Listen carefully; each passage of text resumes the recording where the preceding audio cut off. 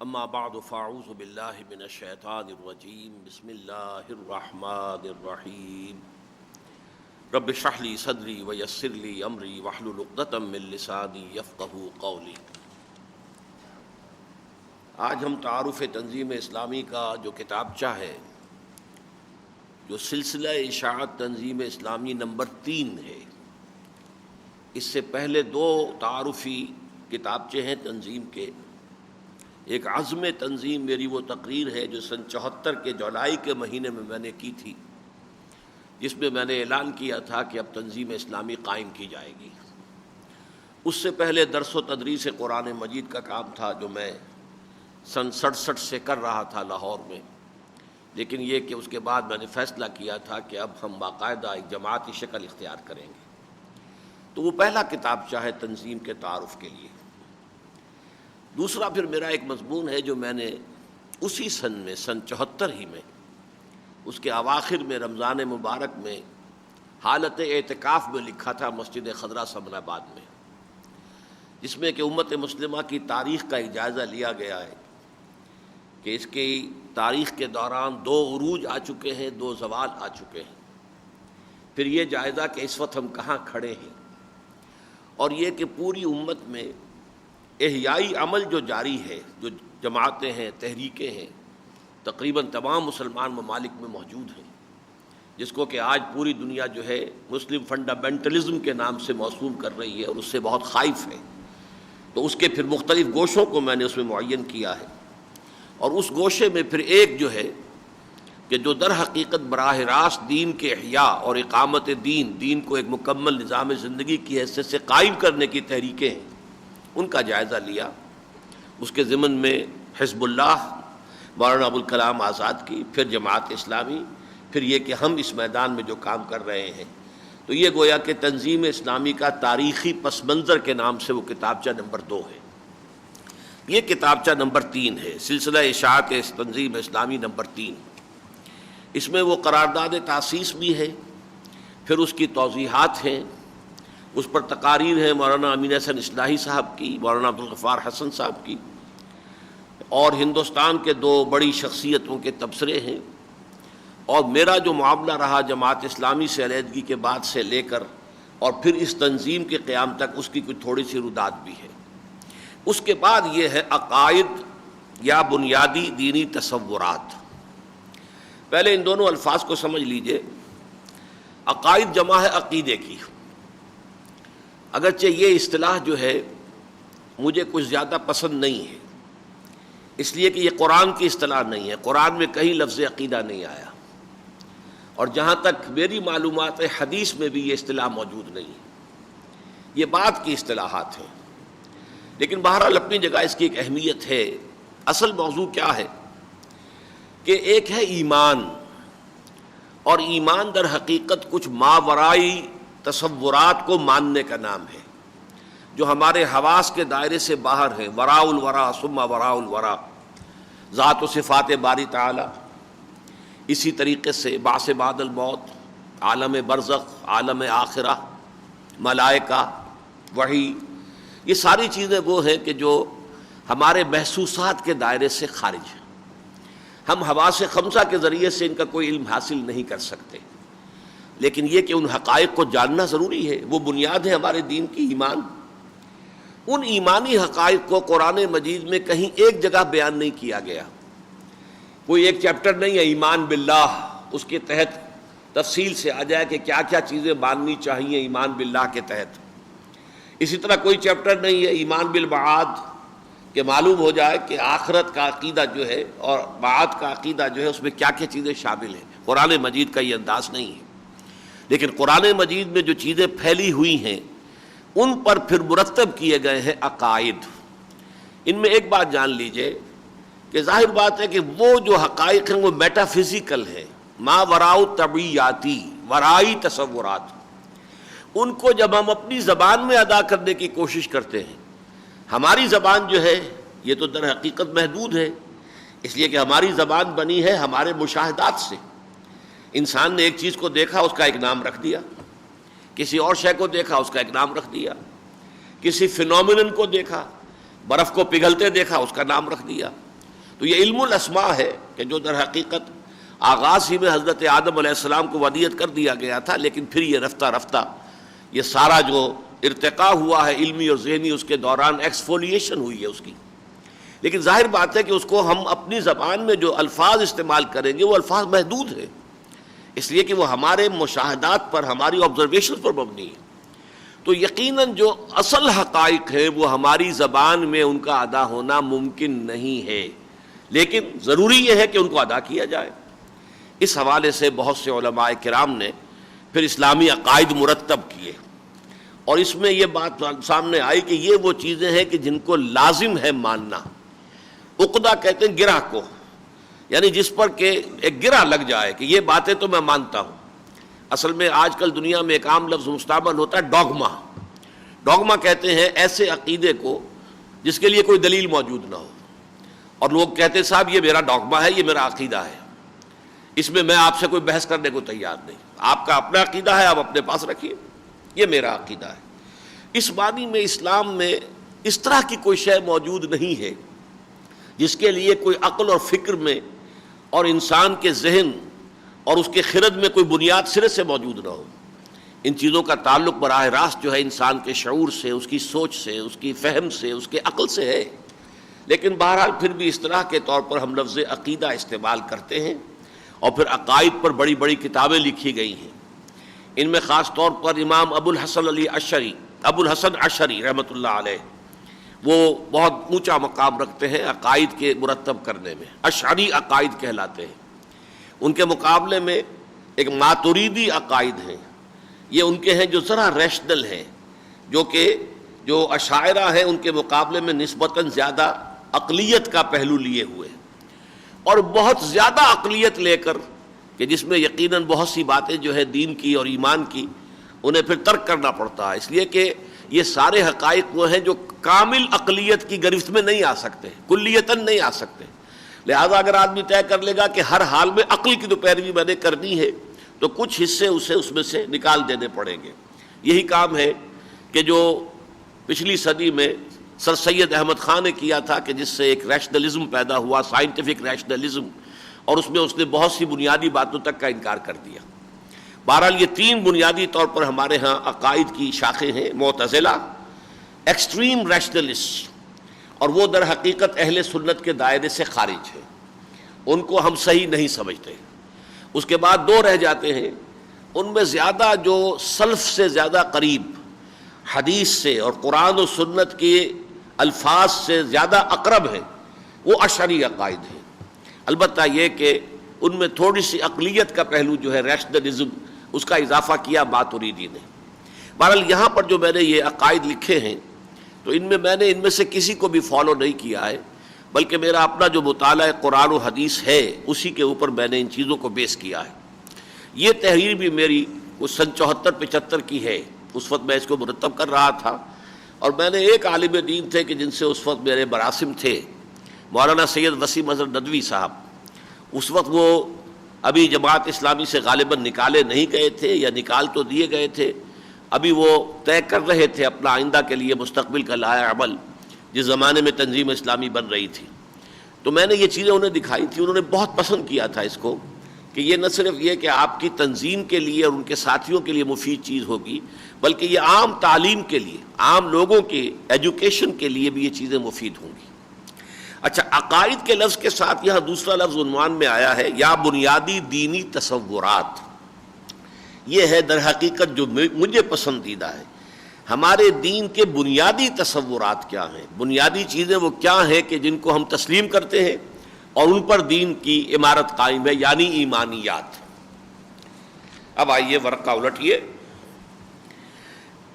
تنظیم اسلامی کے بنیادی دینی تصورات یعنی عقائد اہل سنت والجماعت کے مطابق ہیں. میں نے عرض کیا کہ معتزلہ کو میں خارج سمجھتا ہوں اہل سنت والجماعت سے. اہل سنت میں البتہ اشعری اور ماتریدی دونوں عقیدے شامل ہو سکتے ہیں، جن کی روح سے ہر عاقل و بالغ مسلمان، خواہ وہ مرد ہو یا عورت، پر لازم ہے کہ وہ الف پورے شعور و ادراک کے ساتھ اقرار کرے، آمنت باللہ. مجھے امید ہے آپ میں سے بہت سے لوگوں کو تو یقیناً یہ یاد ہوں گے، اور نہ یاد ہوں تو تنظیم اسلامی کے رفقا تو اس کو لازم سمجھیں کہ ان عبارتوں کو یاد کرنا لازم ہے. آمنت باللہ کما ہوا باسمائہ و صفاتہ وقبلت جمیع احکامہ اقرار باللسان و تصدیق بالقلب. یعنی میں یقین رکھتا ہوں اللہ پر جیسا کہ وہ اپنے اسماء و صفات سے ظاہر ہے، اور قبول کرتا ہوں اس کے جملہ احکام، اقرار کرتا ہوں زبان سے اور تصدیق کرتا ہوں دل سے. اور آمنت باللہ و ملائکتہ و کتبہ و رسلہ والیوم الآخر والقدر خیرہ و شرہ من اللہ تعالی والبعث بعد الموت. یعنی میں یقین رکھتا ہوں اللہ پر اور اس کے فرشتوں پر اور اس کی کتابوں پر اور اس کے رسولوں پر اور یوم آخر پر اور تقدیر پر کہ اس کی بھلائی اور برائی سب اللہ کی طرف ہی سے ہے، اور مرنے کے بعد جی اٹھنے پر. تشریح: اسلام کی اساس ایمان پر قائم ہے. پہلی بات تو واضح ہے ازر بن الشمس سے. اور ایمان کی تعبیر کے لیے ایمان مجمل اور ایمان مفصل کے مندرجہ بالا الفاظ جو سلف سے منقول ہیں حد درجے موضوع بھی ہیں اور نہایت جامع و معنی بھی. پہلے کو ایمان مجمل کہا جاتا ہے، دوسرے کو ایمان مفصل. ایمان مجمل میں آپ نے دیکھ لیا کہ صرف اللہ پر ایمان کا ذکر ہے، اللہ پر اس کے اسماء و صفات کے ساتھ ایمان اور اس کے احکام کو تسلیم کرنا، اقرار کرنا زبان سے اور تصدیق کرنا دل سے. اس میں کسی اور ایمان کا ذکر نہیں ہے. ایمان بالرسول، ایمان بالآخرہ، بعث بعد الموت، کچھ نہیں. یہ ایمان مجمل کہلاتا ہے. ایمان مفصل میں آپ نے دیکھا پھر وہ ساری چیزیں آ گئی. آمنت باللہ و ملائکتہ و کتبہ و رسلہ والیوم الآخر والقدر خیرہ و شرہ من اللہ تعالی والبعث بعد الموت. اس لیے کہ ان میں ایمانیات کی تفصیل کے علاوہ دو اہم اور بنیادی نکتے بھی واضح ہو جاتے ہیں. ایک یہ کہ ایمان زبانی اقرار جو اس قانونی ایمان یعنی اسلام کا رکن اولین ہے جس پر تمام دنیاوی معاملات کا دار و مدار ہے اور جس پر اسلامی حیات اجتماعیہ کی بنیاد قائم ہے، اور تصدیق قلبی جس پر اس حقیقی ایمان کا دار و مدار ہے جس کی بنا پر آخرت میں کوئی شخص مومن قرار پائے گا. دونوں کا مجموعہ موجود ہے. ایمان دونوں کا مجموعہ ہے. یہ بات بڑی اہم ہے جو یہاں آئی ہے کہ ایمان کا ایک پہلو ہے اقرار باللسان. اسی کے لیے دوسری اصطلاح ہے شہادت، کلمہ شہادت. اشہد ان لا الہ الا اللہ و اشہد ان محمد رسول اللہ، یہ کلمہ شہادت ہے. اور یہ 5 ارکان اسلام میں شامل ہے. متفق علیہ روایت ہے حضرت عبداللہ ابن عمر سے رضی اللہ تعالی عنہما کہ حضور نے فرمایا بنی الاسلام علی 5: شہادت اللہ الہ الا اللہ وان محمد رسول اللہ واقام الصلاۃ وایتاء الزکوٰۃ وصوم رمضان وحج البیت من استطاع الیہ سبیلا. اسلام کی بنیاد ان 5 چیزوں پر قائم ہے. شہادت کہ اللہ کے سوا کوئی معبود نہیں، اور یہ کہ محمد صلی اللہ علیہ وسلم اس کے رسول ہیں، اور نماز کا قیام اور زکوٰۃ کی ادائیگی اور روزے کی پابندی اور حج کی ادائیگی اگر اس کے سفر کی استطاعت ہو. اس میں آپ نوٹ کیجئے کہ لفظ شہادت آیا، شہادت زبان سے کہتے ہیں، وربل ٹیسٹیمنی. گویا کہ دلی یقین اس میں شامل نہیں ہے، اس لیے کہ دل کے یقین کو ہم جو ہے ویریفائی نہیں کر سکتے کہ کسی کے دل میں یقین ہے کہ نہیں ہے. دنیا میں ہمیں معاملہ کرنا ہوتا ہے کہ آپ مجھے سمجھیں کہ میں مسلمان ہوں یا نہیں ہوں، میں آپ کو سمجھوں کہ آپ مسلمان ہیں یا نہیں ہیں. مسلمان کا مسلمان کے ساتھ معاملہ اور ہے، مسلمان کا کسی غیر مسلم کے ساتھ معاملہ اور ہے. کوئی شخص اپنی بیٹی نکاح میں دے رہا ہے، اسے معلوم ہونا چاہیے جسے میں دے رہا ہوں وہ مسلمان بھی ہے کہ نہیں. یا جیسا کہ آپ کو معلوم ہے اکثر مسلمان ممالک میں کم سے کم یہ تو شرط ہوتی ہے کہ صدر جو ہوگا وہ مسلمان ہوگا. تو سوال پیدا ہو جائے گا مسلمان کون ہوتا ہے، ایک لیگل اور کانسٹیٹیوشنل ایشو کی حیثیت سے. تو لیگل اور کانسٹیٹیوشنل لیول پر ظاہر بات ہے کہ تصدیق بالقلب اگرچہ نظری طور پر اصولی طور پر تو لازم ہے لیکن ویریفائبل نہیں ہے، اسے ہم دیکھ نہیں سکتے، اس کے بارے میں نفیاً یا اثباتاً کوئی حکم نہیں لگا سکتے. نہ ہم یہ کہہ سکتے ہیں کہ ہے، نہ ہم یہ کہہ سکتے ہیں نہیں ہے. لہذا یہاں لکھا گیا ہے کہ وہ ایمان کا زبانی اقرار جو اس قانونی ایمان یعنی اسلام کا رکن اولین ہے. میں نے 5 ارکان بتائے نا، ان 5 ارکان میں سے پہلا رکن کون سا ہے؟ شہادت اللہ الہ الا اللہ وان محمد رسول اللہ. تو رکن اولین ہے جس پر تمام دنیاوی معاملات کا دار و مدار ہے اور جس پر اسلامی حیات اجتماعی کی بنیاد قائم ہوتی ہے. اسلامی معاشرے میں کون مسلمان ہے یہ طے ہونا چاہیے. اسلامی ریاست ہے تو کس کو یہاں پر حقوق شہریت مکمل حاصل ہوں گے؟ مسلمان کو۔ مسلمان کسے کہتے ہیں؟ ایک لیگل ایشو ہے، اس کا تعلق ہے ایمان، لیگل ایمان سے، اور تصدیق قلبی جس پر اس حقیقی ایمان کا دار و مدار ہے جس کی بنا پر آخرت میں کوئی شخص مومن قرار پائے گا۔ جب آخرت میں محاسبہ ہوگا تو معاملہ تو اللہ تعالیٰ کے ساتھ ہے، وہ علیم بذات الصدور ہے، وہ تو جانتا ہے لوگوں کے سینوں میں کیا ہے اور کیا نہیں ہے۔ وہاں مومن صرف اس کو مانا جائے گا جس کے دل میں وہ تصدیق موجود ہوگی۔ جس کے دل میں تصدیق نہیں ہے، چاہے مسلمانوں کا بہت بڑا لیڈر رہا ہو دنیا میں اسے سمجھا جاتا ہو بہت ہی جو ہے وہ بڑا مسلمان ہے اور مسلمانوں کا بہت بڑا لیڈر اور قائد ہے، لیکن یہ کہ آخرت میں تو اس کو مومن نہیں مانا جائے گا اگر اس کے دل میں تصدیق موجود نہیں تھی۔ تو آخرت کا سارا دار و مدار جو ہے وہ تصدیق بالقلب کے اوپر ہے، جبکہ دنیا کے سارے معاملات کا دار و مدار لیگل اور کانسٹیٹیوشنل جتنے ایشوز ہیں ان کی بنیاد جو ہے وہ قانونی ایمان پر ہے، اقرار باللسان پر۔ دوسرا جو ایک علمی نقطہ اس میں آ گیا ہے وہ یہ ہے کہ علمی و نظری اور اصولی اعتبار سے ایمان حقیقتاً ایمان باللہ ہی کا نام ہے۔ بقیہ تمام ایمانیات اسی اصل کی فروع اور اسی اجمال کی تفصیل ہے، یعنی کہ ایمان اجمالاً نام ہے ایمان باللہ کا۔ باقی ایمانیات جو ہے اصل کہتے ہیں جڑ کو، درخت کی ایک جڑ ہے، اور فروع کہتے ہیں شاخوں کو، اس میں سے شاخیں نکلی ہوئی ہیں۔ ایمان باللہ جڑ ہے، اور جڑ میں آپ کو معلوم ہے نہ کوئی شاخیں ہیں نہ پتے ہیں، لیکن جڑ پر جو دار و مدار ہے سارا اس درخت کی زندگی کا، ساری زمین سے جو روئیدگی آ رہی ہے، جو بھی اس کو غذا مل رہی ہے، جڑ کے راستے سے آ رہی ہے، لیکن اوپر تنے سے اس کے جو ہے شاخیں نکل رہی ہیں، پتے ہیں۔ تو فروع جو ہیں ایمان کی فروع ہیں، یہ بقیہ ایمانیات، ایمان بالرسالت، ایمان بالآخرت، یہ در حقیقت ایمان کی فروع ہے۔ اصل جڑ جو ہے، اصل الاصول جو ہے ایمان کا، وہ ایمان باللہ ہے۔ چنانچہ ایمان بالآخرت بھی اللہ تعالیٰ کی صفات حکمت و عدل ہی کا مظہر ہے۔ اللہ تعالیٰ حکیم بھی ہے اور العدل بھی ہے۔ آخرت کس شے کا نام ہے؟ اللہ تعالیٰ کی عدالت۔ یوم آخر کیا ہے؟ اللہ کی عدالت لگے گی، اس میں ہمارا محاسبہ ہوگا، حساب کتاب ہوگا، عدل خداوندی کا ظہور ہوگا، نیکوکاروں کو ان کی نیکی کا جزا دیا جائے گی، جزا دی جائے گی، اور بدکاروں کو ان کی بدکاری کی سزا دی جائے گی۔ تو یہ اللہ تعالیٰ کی صفت حکمت اور اس کی صفت عدل کا مظہر ہے ایمان بالآخرہ۔ اور اسی طرح ایمان بالرسالت بھی اس کی صفات ربوبیت و ہدایت ہی کی توسیع ہے۔ اللہ تعالیٰ رب ہے تو رب جو ہے پروان چڑھاتا ہے، پروان چڑھانے کے لیے ذہنی اور فکری، جیسے کسی بچے کو آپ تربیت دے رہے ہیں تو اسے غذا کی ضرورت ہے، مادی ضروریات ہے، لیکن جیسے جیسے وہ آگے بڑھے گا اس کی فکری نظری، اس کو جو ہے علم جو ہے حاصل ہونا چاہیے، تو وہ علم جو ہے اللہ تعالیٰ دیتا رہا ہے رسولوں کے ذریعے سے۔ تو گویا کہ رسالت اور نبوت بھی اللہ کی شان ربوبیت ہی کا پرتو ہے۔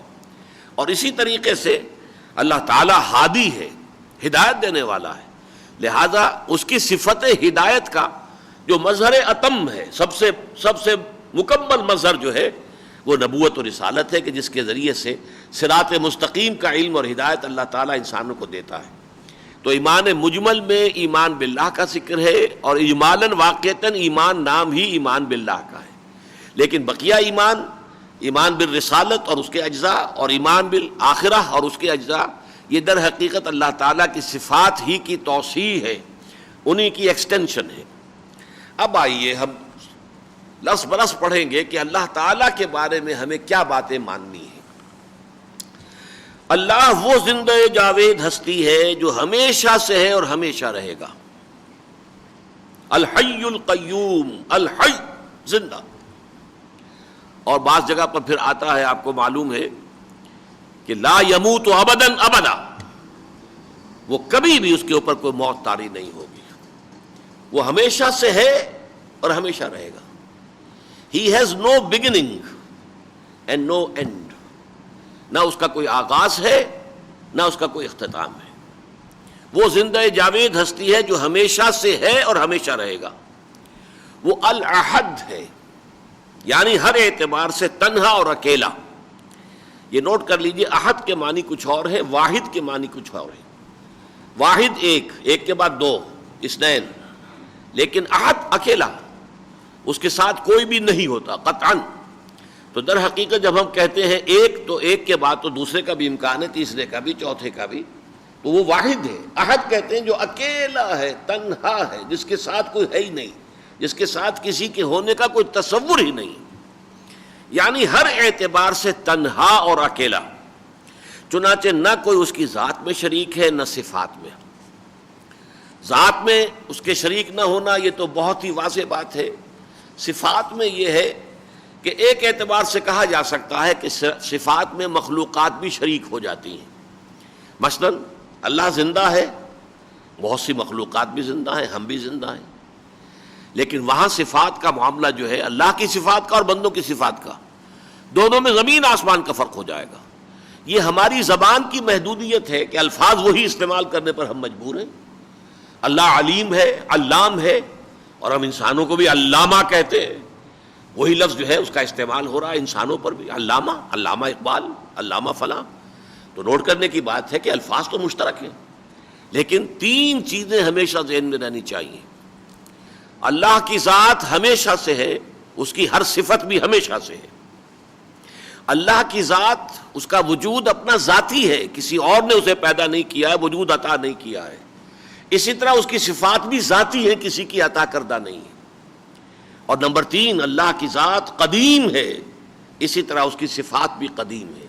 اللہ کی صفات لامحدود ہیں، اس کی ذات بھی لامحدود اور صفات بھی لامحدود۔ تو یہ جب تک کہ تین بنیادی تصورات نہ رہے تو شرک کا احتمال ہو جاتا ہے، اس لیے کہ صفات کے الفاظ جو ہیں وہ مشترک ہیں، وہی الفاظ ہم مخلوقات کے لیے استعمال کرتے ہیں، وہی لفظ اللہ کے لیے، لیکن حقیقت کے اعتبار سے اللہ کی صفت میں کوئی اس کا شریک نہیں ہے۔ یعنی یہ کہ ہمارا علم اگر ہے تو ہمارا علم جو ہے ذاتی نہیں ہے، اللہ کا عطا کردہ ہے۔ ہمارا علم ہمیشہ سے نہیں ہے، حادث ہے، ہم خود حادث ہیں، ہمارا علم بھی حادث ہے۔ ہمارا علم لامحدود نہیں ہے، محدود ہے، ہم خود بھی محدود ہیں، ہمارا علم بھی محدود ہے۔ اللہ کی ذات غیر متناہی، لہذا اس کا علم بھی لامحدود۔ اللہ کی ذات قدیم، لہذا اس کا علم بھی قدیم۔ اللہ تعالیٰ کی ذات خود اپنی ذات ہے، ذاتی وجود ہے اس کا، اسی طرح اس کا علم بھی ذاتی ہے، کسی اور کا عطا کردہ نہیں۔ تو یہ ذرا فرض ذہن میں رکھیے۔ اللہ وہ زندہ جاوید ہستی ہے جو ہمیشہ سے ہے اور ہمیشہ رہے گا۔ وہ الاحد ہے، یعنی ہر اعتبار سے تنہا اور اکیلا۔ چنانچہ نہ کوئی اس کی ذات میں شریک ہے، نہ صفات میں، نہ حقوق میں، نہ اختیارات میں۔ اس کے جو حقوق ہیں، اور وہ تمام حقوق کا جامع حق کیا ہے؟ اس کی عبادت کی جائے۔ وما خلقت الجن والانس الا لیعبدون، اس عبادت میں کوئی اور شریک نہیں ہو سکتا، یہاں تک کہ اللہ کے رسول بھی شریک نہیں ہو سکتے۔ ذرا سا بھی اگر کہیں اشتباہ بھی ہو جاتا تھا کہ صحابہ جو ہیں اپنی محبت اور اپنی عقیدت میں کچھ غلو کر رہے تو حضور فوراً روک دیتے تھے، حضور کہ دیکھو فرق کرو۔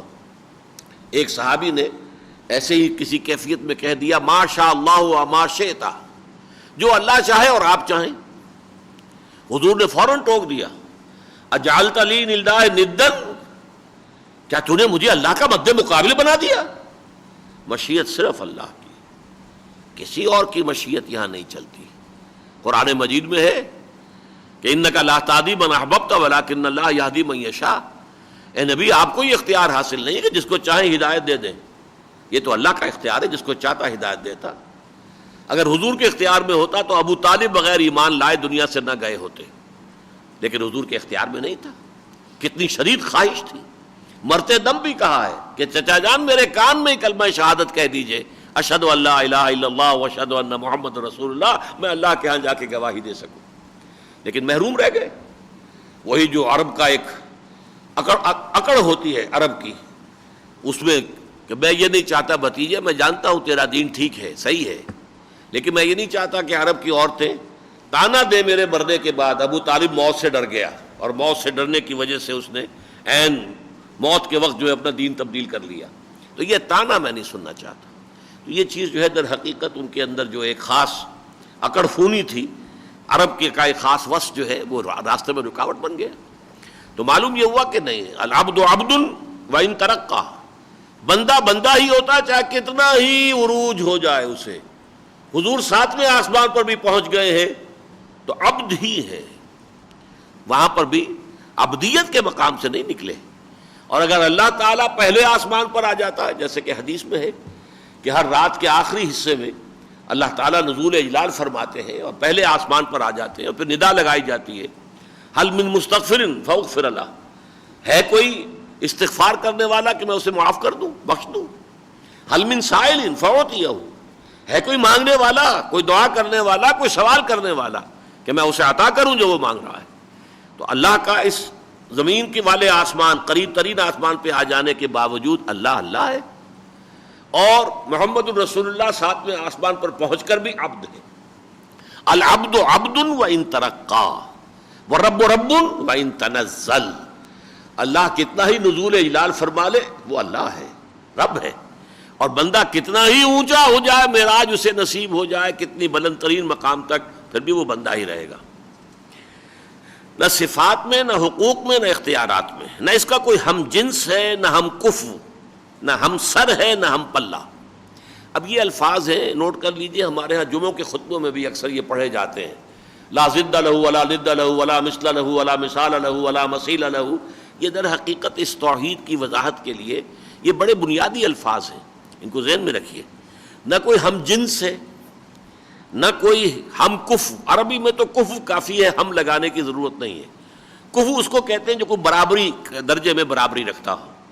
جیسے آپ کو معلوم ہے شادی بیاہ میں کفو کو پیش نظر رکھنا چاہیے کہ لوگ جو ہے اپنے سوشل سٹیٹس کے اعتبار سے اور اپنے معاشرتی بیک گراؤنڈ کے اعتبار سے وہ ایک دوسرے سے مشابہ ہونے چاہیے. دو خاندانوں کا آپس میں ایک رشتہ بن رہا ہے، تعلق جڑ رہا ہے، اگر بہت زیادہ فرق ہے سٹیٹس کے اندر، بہت زیادہ فرق ہے ان کے جو عام ماحول ہیں، ایک زمیندار گھرانے کے لوگ ہیں، ایک ملازمت پیشہ لوگ ہیں، ایک تجارت پیشہ لوگ ہیں. اب ہر ایک پیشے کی ایک ذہنیت ہوتی ہے، اور وہ ذہنیت جو ہے وہ دوسرے پیشے کی ذہنیت کے ساتھ ضروری نہیں ہے کہ اس کے اندر جو ہے وہ ارتباط پیدا ہو جائے اور وہ توافق پیدا ہو جائے. لہذا دیکھنا چاہیے کفو کے اندر شادی کرنی چاہیے. تو یہ چیز اپنی جگہ پر ہے، کفو کافی ہے. اور سورہ اخلاص میں آپ کو معلوم وَلَمْ يَكُنْ لَهُ كُفُوًا أَحَدٌ.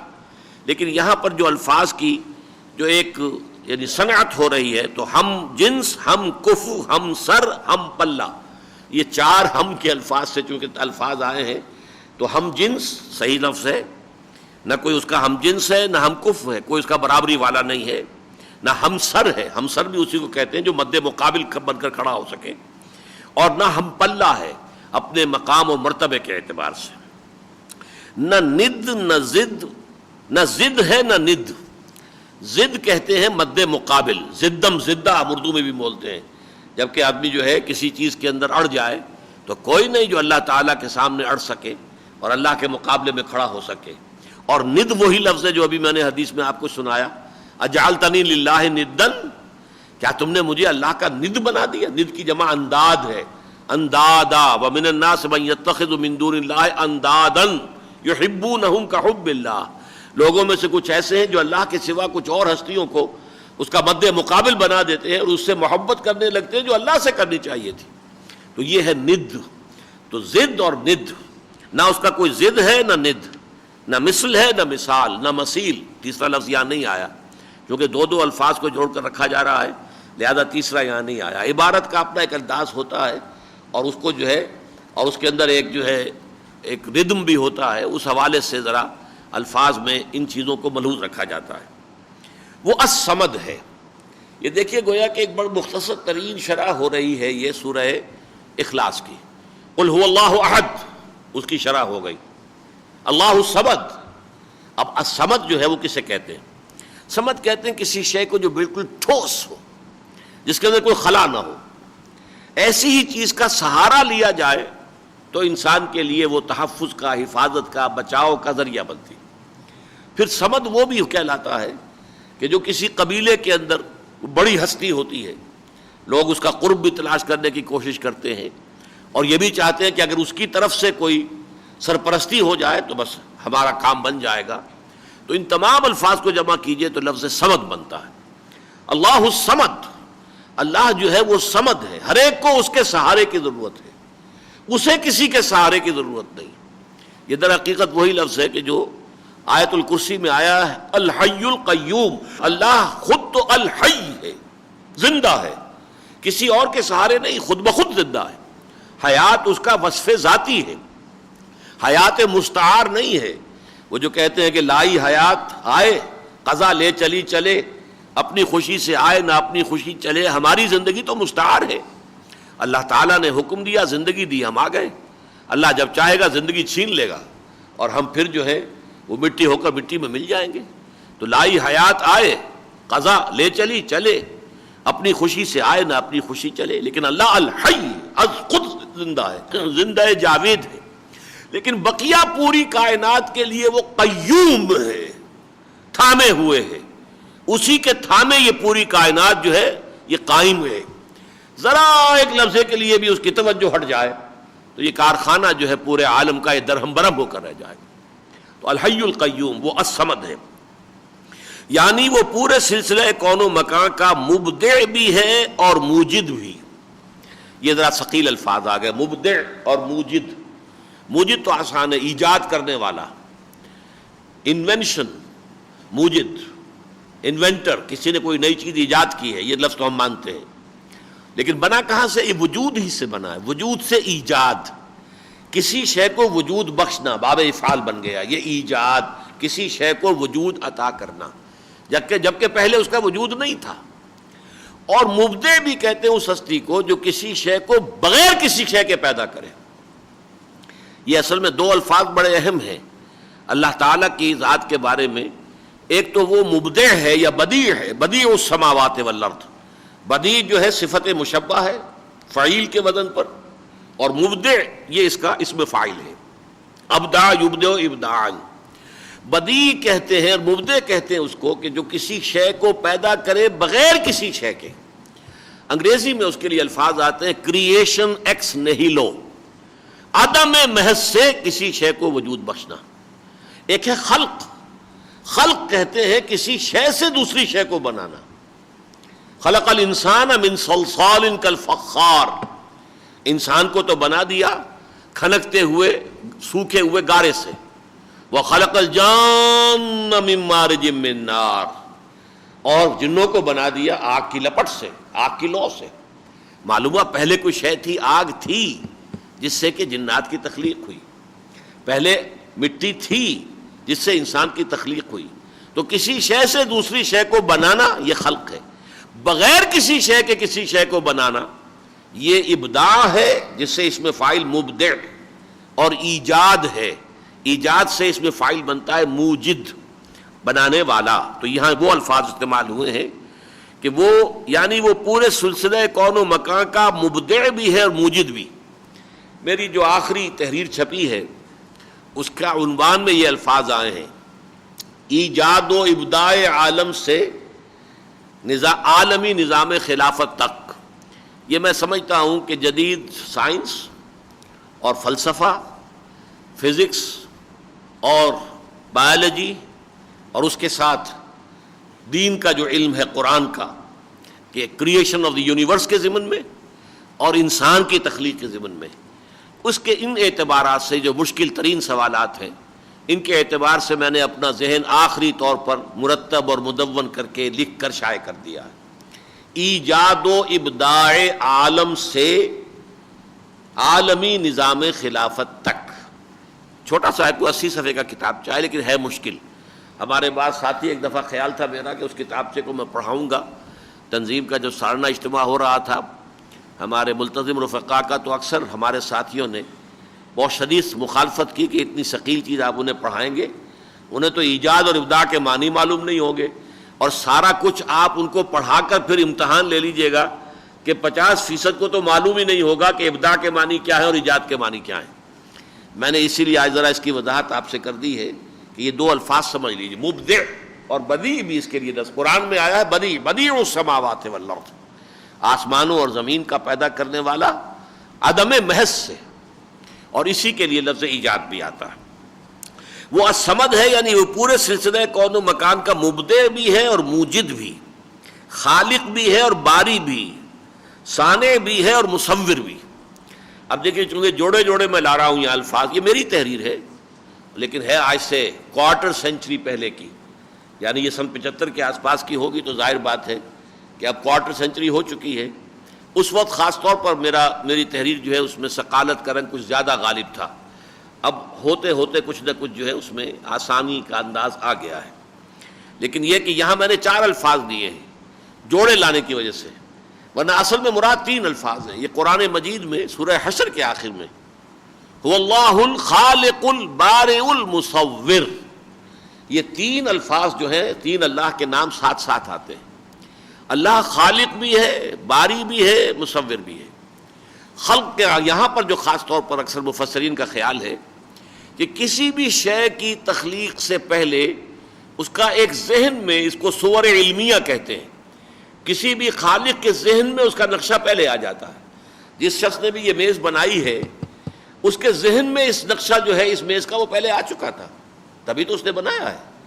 اسی طریقے سے مصور جو ہے تصویر بناتا ہے تو اس کے اپنے ذہن میں بہت پہلے وہ تصویر بن چکی ہوتی ہے.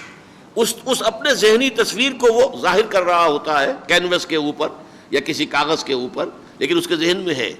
تو خلق کے لفظ کا اطلاق جو ہے ان 3 میں سے اس پر کیا جاتا ہے کہ ذہن، صور علمیہ جو ہے انسان کے ذہن میں، اللہ تعالیٰ کے علم میں یہ پوری کائنات ہمیشہ سے موجود تھی.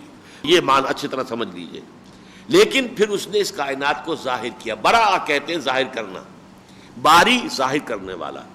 وہ چیز کے جو ذہن میں تھی، جو علم میں تھی، جو اللہ تعالیٰ کے علم قدیم میں تھی، اللہ تعالیٰ نے اس کو ایک خارجی حقیقت کی حیثیت سے ظاہر کیا. اور المصور، پھر ان میں سے ہر شے کی نقشہ کشی کی، ہر شے کے خد و خال بنائے، ہر شے کے لیے جو ہے وہ مصور بھی ہے، تصویر کشی اس نے کی ہے. تو الخالق البارئ المصور، وہ خلق اور پھر برا اور پھر تصویر. تو وہ صانع بھی ہے، بیچ میں لفظ صانع لے آیا ہوں کہ وہ خالق بھی ہے اور باری بھی اور صانع بھی ہے اور مصور بھی. اور صانع کا لفظ بھی اللہ تعالیٰ نے اپنے لیے قرآن مجید میں استعمال کیا ہے.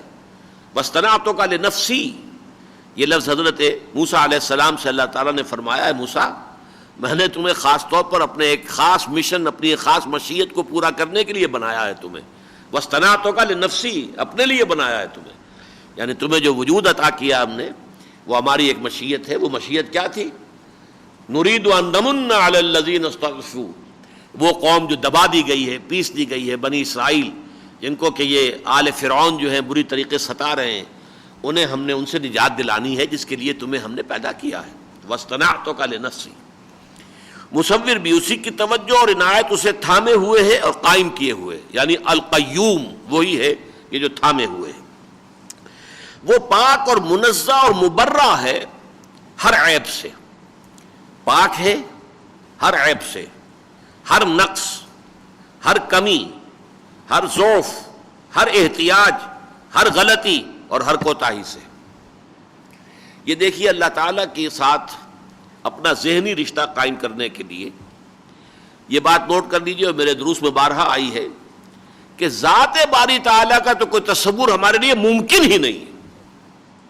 اس کے بارے میں تو کوشش بھی در حقیقت آپ کو شرک اور کفر کے اندر جو ہے قدم آپ کے داخل ہو جائیں گے اگر آپ اس کی کوشش کریں گے. کوشش کریں گے تو کوئی نہ کوئی تصور ذہن میں قائم ہو جائے گا. جو آپ کے ذہن میں تصور آ گیا وہ خدا نہیں ہے، آپ اسے خدا سمجھ رہے ہیں، تو یہ بدترین شرک جو ہے اس کا ارتکاب ہو جائے گا.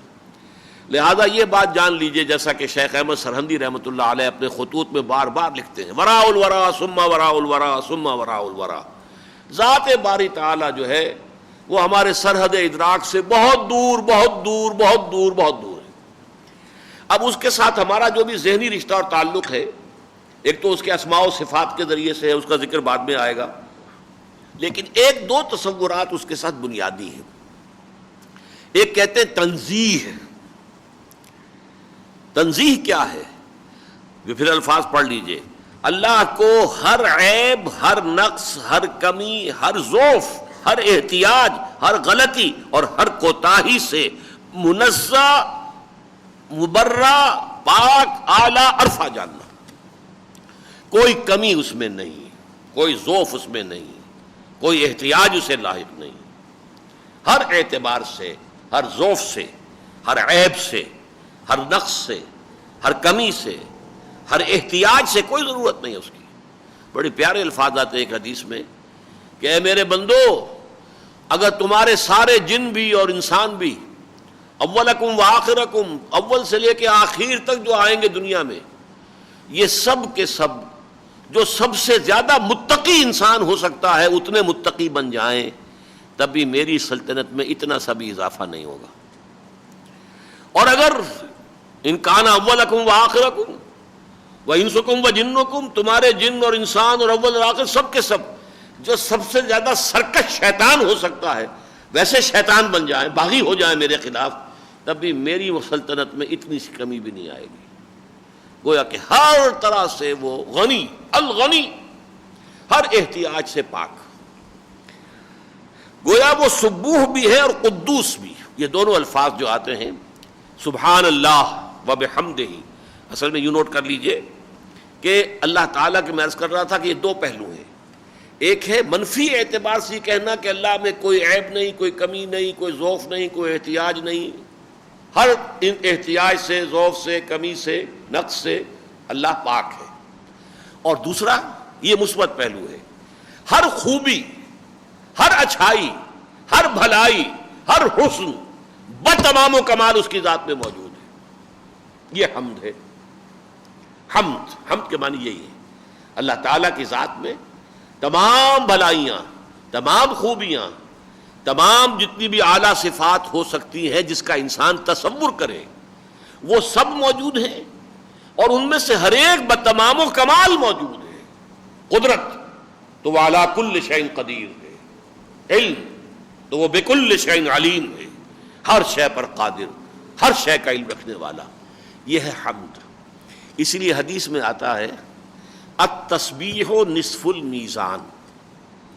تسبیح جب ہم نے یہ کہا کہ اللہ پاک ہے ہر عیب سے، ہر نقص سے، ہر کمی سے، ہر ضعف سے، ہر احتیاج سے، ہر غلطی سے، ہر کوتاہی سے، تو آدھا ایمان تو ہو گیا، ایک پہلو مکمل ہو گیا ہمارا۔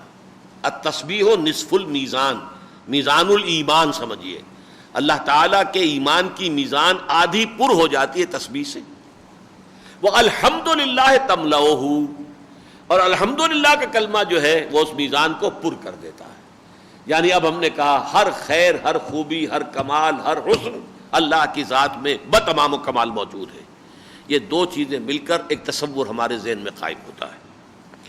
وہ پاک اور منزہ و مبرہ ہے ہر عیب، ہر نقص، ہر کمی، ہر ضعف، ہر احتیاج، ہر غلطی اور ہر کوتاہی سے۔ گویا وہ سبوح بھی ہے اور قدوس بھی، دونوں کے معنی یہی ہیں۔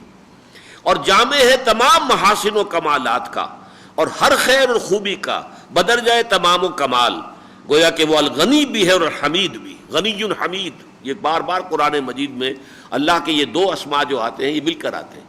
غنی وہ احتیاج سے بالا تر، تمام کائنات بغاوت کر دے اس کے خلاف، اس کو کوئی کمی واقع نہیں ہوگی، اس کے کارخانے قدرت کے اندر کہیں کوئی خلل نہیں آئے گا، کچھ نہیں ہوگا۔ اور یہ کہ وہ حمید ہے، اپنی جگہ خود اس کی حمد ہو رہی ہے۔ کسی کو کوئی قوت اور طاقت حاصل نہیں بجز اس کے اذن اور اجازت کے۔ گویا کہ وہی العلی بھی ہے اور العظیم بھی، اور المتعال بھی ہے اور الکبیر اور المتکبر بھی۔ اللہ تعالیٰ کی شانیں ہیں، یہ اس کے ناموں میں سے نام ہیں جو آپ نے پڑھ لیے ہیں۔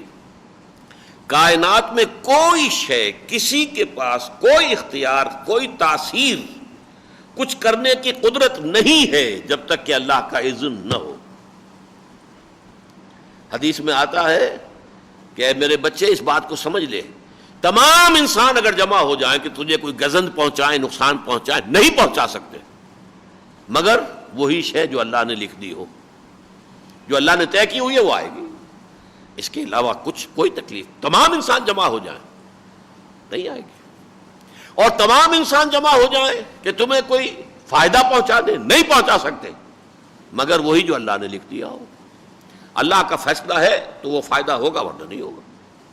یہ ہے اصل میں وہ شے کہ گویا کہ وہ العلی بھی ہے، العظیم بھی، اور متعال۔ متعال جو ہے یہ خود اپنے لیے علو حاصل کرنا۔ اب دیکھیے بہت سی چیزیں ایسی ہیں اگر ہم اپنے لیے کوئی وہ بلندی اور علو چاہتے ہیں تو یہ بہت برا کام ہے۔ قرآن میں فرمایا گیا تلک الدار الآخرۃ نجعلھا للذین لا یریدون علوا فی الارض ولا فسادا، یہ آخرت کا گھر تو ہم نے مخصوص کر دیا ہے انہی لوگوں کے لیے جو اس دنیا میں اپنے لیے کوئی بلندی، کوئی بہت رفعت، کوئی اختیار، اقتدار یہ نہیں چاہتے. اس لیے کہ جو لوگ بھی یہ چاہتے ہیں وہ آپس میں ٹکرائیں گے، فساد پیدا ہوگا. یہ جو چھیچڑے ہیں ان کے اوپر جو بلیاں جھپٹیں گی آپس میں لڑیں گی، تو فساد لازمی نتیجہ ہے. لیکن اللہ جو ہے وہ یقیناً المتعال المتکبر. انسان اگر تکبر کرے تو کتنی بری شے ہے. ایک حدیث قدسی میں آتا ہے کہ الکبر ردائی، یہ تکبر جو ہے یہ تو میری چادر ہے. اگر کوئی مخلوقات میں سے تکبر کرتا ہے تو وہ ایسے گویا کہ وہ میری چادر میرے شانے سے گھسیٹ رہا ہے.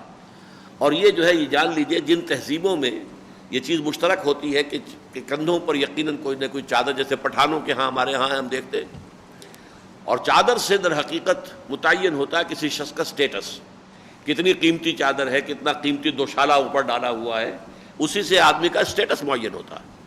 اور یہ اس کی عزت ہے. اگر اس کو کی توہین اور تذلیل ہو تو وہ چادر گھسیٹتے ہیں اس کے کندھے سے، گویا کہ اس کی عزت جو ہے اس کا ڈھیلا کر دیا گیا. تو الکبر ردائی، یہ تو میری چادر ہے. تکبر، اگر کوئی انسان تکبر کرتا ہے تو گویا کہ وہ میری چادر میرے کندھے سے گھسیٹ رہا ہے، اس کے خلاف میرا اعلان جنگ ہے. لیکن اللہ تعالی المتعال بھی ہے، الکبیر بھی ہے، المتکبر. سبحان اللہ والحمد للہ ولا الہ الا اللہ واللہ اکبر ولا حول ولا قوت الا باللہ العلی العظیم. اصل میں یہ انہی چیزوں کی شرح ہوئی ہے اس وقت جو ہم نے پڑھا ہے. سبحان اللہ یہ کلمہ تنزیہ ہے، تسبیح. والحمدللہ یہ اللہ کی حمد کے لیے، جیسا کہ میں نے کہا التسبیح نصف المیزان والحمدللہ تملأہ ولا الہ الا اللہ واللہ اکبر ولا حول ولا قوت الا باللہ العلی العظیم. کوئی طاقت نہ کسی خیر کی نہ کسی شر کی کسی کو حاصل ہے مگر اللہ کے اذن سے. اس کی ذات وراء الورا ثم وراء الورا ہے. اس کی میں وضاحت کر چکا ہوں. یہ اصل میں الفاظ ہیں شیخ احمد سرہندی حضرت مجدد الفسانی کے، اور اس کی ماہیت اور کنہ کو کوئی نہیں جان سکتا. اور اس کی معرفت کی واحد راہ اس کے اسماء و صفات کے واسطے ہی سے ہے. چنانچہ تمام اچھے نام اسی کے ہیں، اگرچہ متعین طور پر اس کے اسماء حسنہ وہی ہیں جو قرآن اور حدیث نبوی میں وارد ہوئے. سورہ بنی اسرائیل کے آخر میں فرمایا گیا ہے قل ادعوا اللہ او ادعوا الرحمن ایما تدعوا فلہ الاسماء الحسنى. اے نبی ان سے کہہ دیجئے اسے اللہ کہہ کر پکار لو یا رحمان کہہ کر پکار لو، کوئی فرق واقع نہیں ہوتا. بس یہ ہے کہ جس کو تم پکار رہے ہو یہ جان لو کہ سارے اچھے نام اسی کے ہیں. یہ بالکل وہی بات ہے جو انگریزی میں وہ بہت ہی خوبصورت سے الفاظ ہیں کہ call the rose by any name it will smell as sweet. اب آپ گلاب کے پھول کو نام کوئی بھی دے دے اس کی خوشبو تو وہی رہے گی. تو اللہ تعالیٰ کے لیے اللہ کو کسی نام سے پکار لیا جائے، لیکن یہ کہ تمام نام اس کے، تمام اچھے نام اس کے ہیں. البتہ یہ کہ ہم کسی بھی نام کو اللہ کا تعین کے ساتھ نام قرار نہیں دے سکتے اگر وہ قرآن یا حدیث میں نہ آیا ہو. وہ جو حدیث ہے کہ اللہ تعالیٰ کے 99 نام ہیں جنہوں نے ان کا احصاء کیا وہ جنت میں داخل ہو جائے گا. اب اس احصاء کا مطلب ہے اس کا احاطہ کر لینا، اور لوگ یہ سمجھتے صرف ان کا یاد کر لینا مراد ہے. نہیں، اصل میں ان میں سے ہر ایک کے اندر اللہ کی ایک شان آ رہی ہے. اللہ کے ہر نام میں اس کی ایک شان ہے. ان تمام شانوں کو جمع کر کے اللہ کا تصور کرنا، یہ ہے اصل میں شے کہ اللہ تعالیٰ المعز بھی ہے، المذل بھی ہے، الرافع بھی ہے، الخافض بھی ہے، الباسط بھی ہے، القابض بھی ہے، متضاد کیفیات بھی ہیں اللہ تعالیٰ کے اسماء کے اندر. یہ اپنی جگہ پر ایک بڑا ایک ایشو ہے، اس لیے کہ اس کو فرمایا گیا ہے سورہ غالباً اعراف کے آخر میں الذین یلحدون فی اسمائہ. اللہ تعالیٰ کے اسماء میں بھی ٹیڑھ نکالنا بہت بری بات ہے. یعنی بعض نام ایسے اللہ کے جو صرف جوڑے کی شکل میں آتے تو ہمیشہ اس کو جوڑوں کی شکل میں ہی لینا چاہیے. اگر کہیں آپ یا مذلو یا مذلو یا مذلو یا مذلو، یہ اللہ کی توہین ہو جائے گی. اے ذلیل کرنے والے، اے ذلیل کرنے والے، اے ذلیل نہیں. یا معزو یا مذلو، یا معزو یا مذلو. اللہ تعالیٰ کو پکارنا جو ہے فدعوہ بہا، اللہ تعالیٰ کو پکارا جائے اللہ کے ناموں کے حوالے سے. یا معز ہو یا مذل ہو، یا باسط ہو یا قابض ہو یا رافع ہو یا خافض ہو، یہ اللہ تعالیٰ کے یا قہار ہو یا ستار ہو یا غفار ہو، یہ اللہ تعالیٰ کے اسماء کے حوالے سے۔ لیکن کچھ نام تو ہیں علیحدہ علیحدہ انڈیویجولی لیے جا سکتے ہیں، لیکن کچھ نام وہ ہیں کہ جو جوڑوں ہی کی شکل میں لیے جانے چاہیے۔ اگر اکیلا اکیلا لیا جائے گا اور اس کا آپ نے ورد زیادہ کیا تو آپ کی اپنی شخصیت کے اندر یک رخا پن پیدا ہو جائے گا، اس لیے کہ یہ چیز در حقیقت اس کی ایک ریفلیکشن ہوتی ہے آپ کے اپنے ذہن پر، آپ کی سائیکالوجی پر، آپ کی نفسیات پر، آپ کی باطنی جو بھی احساسات ہیں ان پر۔ اللہ تعالیٰ کے اسماء و صفات کا جو ورد انسان کرتے ہیں تو ان کا ایک عکس پڑتا ہے، لہذا اس میں یہ ضروری ہے کہ الحاد سے بچا جائے، اللہ تعالیٰ کے ناموں میں ٹیڑھ پیدا کرنا۔ الحاد کے معنی عام طور پر ہم سمجھتے ہیں اللہ کا انکار کرنا، الحاد کہتے ہیں اصل میں ٹیڑھا کر دینا، لحد کہتے ہیں اس قبر کو جو ٹیڑھی ہوتی ہے، یعنی اوپر سے آپ نے کھودا اور پھر بغلی قبر جو بنائی ہے کہ پھر اس کے نیچے، تو یہ لحد کہلاتی ہے۔ عام قبر وہ ہوتی ہے کہ جو کھلی ہے، جیسے کہ عرب میں عام طور پر کھلی بنائی جاتی ہے، صحراؤں میں بغلی ہو ہی نہیں سکتی، لیکن یہ کہ وہاں تو عام طور پر اسی طرح بس گڑھا کھودا سیدھا سا میں ڈالا اور اس کے بعد جو ہے وہ پتھر وغیرہ اوپر ڈال کے مٹی ڈال دی، اللہ اللہ خیر صلی اللہ۔ ہمارے ہاں لحد بنائی جاتی ہے، وہ لحد اس بغلی قبر کو کہتے ہیں جس میں ایک ٹیڑھ پیدا ہو جاتی ہے، اوپر سے یہ اور پھر اس کے بعد جو ہے وہ اس کو ٹرن لیتی ہے۔ اللہ کی ذات وراء الورا ثم وراء الورا ہے، اور اس کی ماہیت اور کنہ کو کوئی نہیں جان سکتا، اور اس کی معرفت کی واحد راہ اس کے اسماء و صفات ہی کے واسطے سے ہے۔ چنانچہ تمام اچھے نام اسی کے ہیں، اگرچہ متعین طور پر اس کے اسماء حسنی وہی ہیں جو قرآن اور حدیث نبوی میں وارد ہوئے ہیں۔ اس میں اگرچہ یہ کہ متعدد احادیث میں ذرا سا تھوڑا سا فرق اور اختلاف ہے ناموں کا، لیکن یہ کہ وہ مولانا محمد منظور نعمانی رحمۃ اللہ علیہ کی جو کتاب ہے، جو حدیث کا مجموعہ انہوں نے مرتب کیا ہے، تو اس کے اندر تیسری جلد کے اندر اس کی بحث جڑی مکمل موجود ہے، اور وہ تمام احادیث کے حوالے موجود ہیں کہ 99 نام، ایک حدیث کی روح سے 99 نام ذرا مختلف ہیں، دوسری حدیث کی روح سے 99 نام ذرا مختلف ہیں۔ اسی طرح وہ تمام صفات کمال سے بتمام و کمال متصف ہے، جن میں سے اہم ترین 8 ہیں، یعنی حیات، علم، قدرت، ارادہ، سمع و بصر، کلام اور تکوین، یہ 8 صفات ہیں۔ ویسے میرے نزدیک اب جو میری رائے ہے وہ یہ کہ 6 ہے بنیادی، اس لیے کہ سمع و بصر جو ہے وہ بھی اللہ تعالیٰ کی صفت علم کے ہی اجزاء ہے۔ علم ہمیں حاصل ہوتا ہے سن کر، دیکھ کر، اللہ تعالیٰ کے لیے وہ علم جو ہے وہ سبھی، اس کا بصیر ہونا جو ہے وہ بھی اس کے علیم ہونے میں شامل ہے۔ چنانچہ وہی الحی بھی ہے اور القیوم بھی، اور السمیع بھی ہے اور البصیر بھی، اور علی کل شیء قدیر بھی ہے اور بکل شیء علیم بھی، فعال لما یرید بھی ہے، اور انما امرہ اذا اراد شیئا ان یقول له کن فیکون کی شان کا حامل بھی۔ یہ ذرا نوٹ کر لیجئے، فعال لما یرید، جس چیز کا فیصلہ کر لیتا ہے، ارادہ کر لیتا ہے، کر گزرنے والا، یعنی کوئی اس کے راستے میں رکاوٹ نہیں بن سکتا، کوئی اس کی مشیت کے آڑے نہیں آ سکتا۔ لیکن یہ جو ہے انما امرہ اذا اراد شیئا ان یقول له کن فیکون، یہ در حقیقت سارے معاملات میں نہیں ہے۔ اس کی تھوڑی سی وضاحت یا کر دی جائے تو اچھا ہے۔ ایک عالم امر ہے اور ایک عالم خلق ہے۔ عالم خلق جو میں نے آپ کو بتایا وہ ہے کسی شے سے کسی شے کو بنانا، یہ مادی دنیا میں جو تخلیق ہو رہی ہے، اس میں ٹائم ضرور لگتا ہے۔ آپ کو معلوم ہے کہ 9 مہینے لگیں گے نطفے کے بچے بن کر اور رحم مادر سے برآمد ہونے میں 9 مہینے لگیں گے، ٹائم لگے گا۔ ایک آم کی گٹھلی سے آم کا درخت وجود میں تو آئے گا، but it will take time.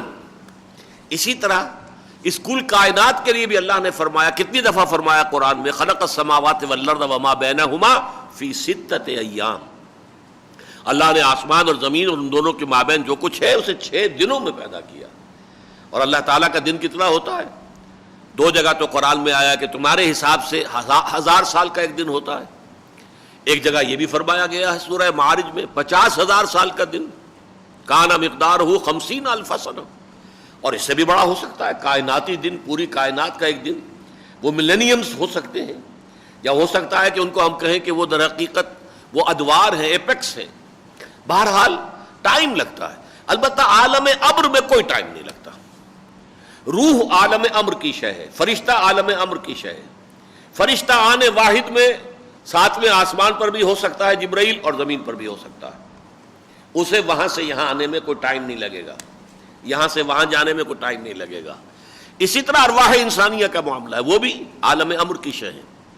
پوچھو، قرآن مجید میں جواب دیا گیا یسألونک عن الروح قل الروح من امر ربی، تو امر کا معاملہ یہ ہے کہ انما امرہ اذا اراد شیئا، جب عالم امر کی کسی شے کا فیصلہ وہ کر لیتا ہے تو بس پھر اس کا صرف کہہ دینا کافی ہوتا ہے، یقول لہ کن فیکون۔ مزید برآں اس کی جملہ صفات اس کی ذات ہی کے مانند مطلق اور لامتناہی ہے۔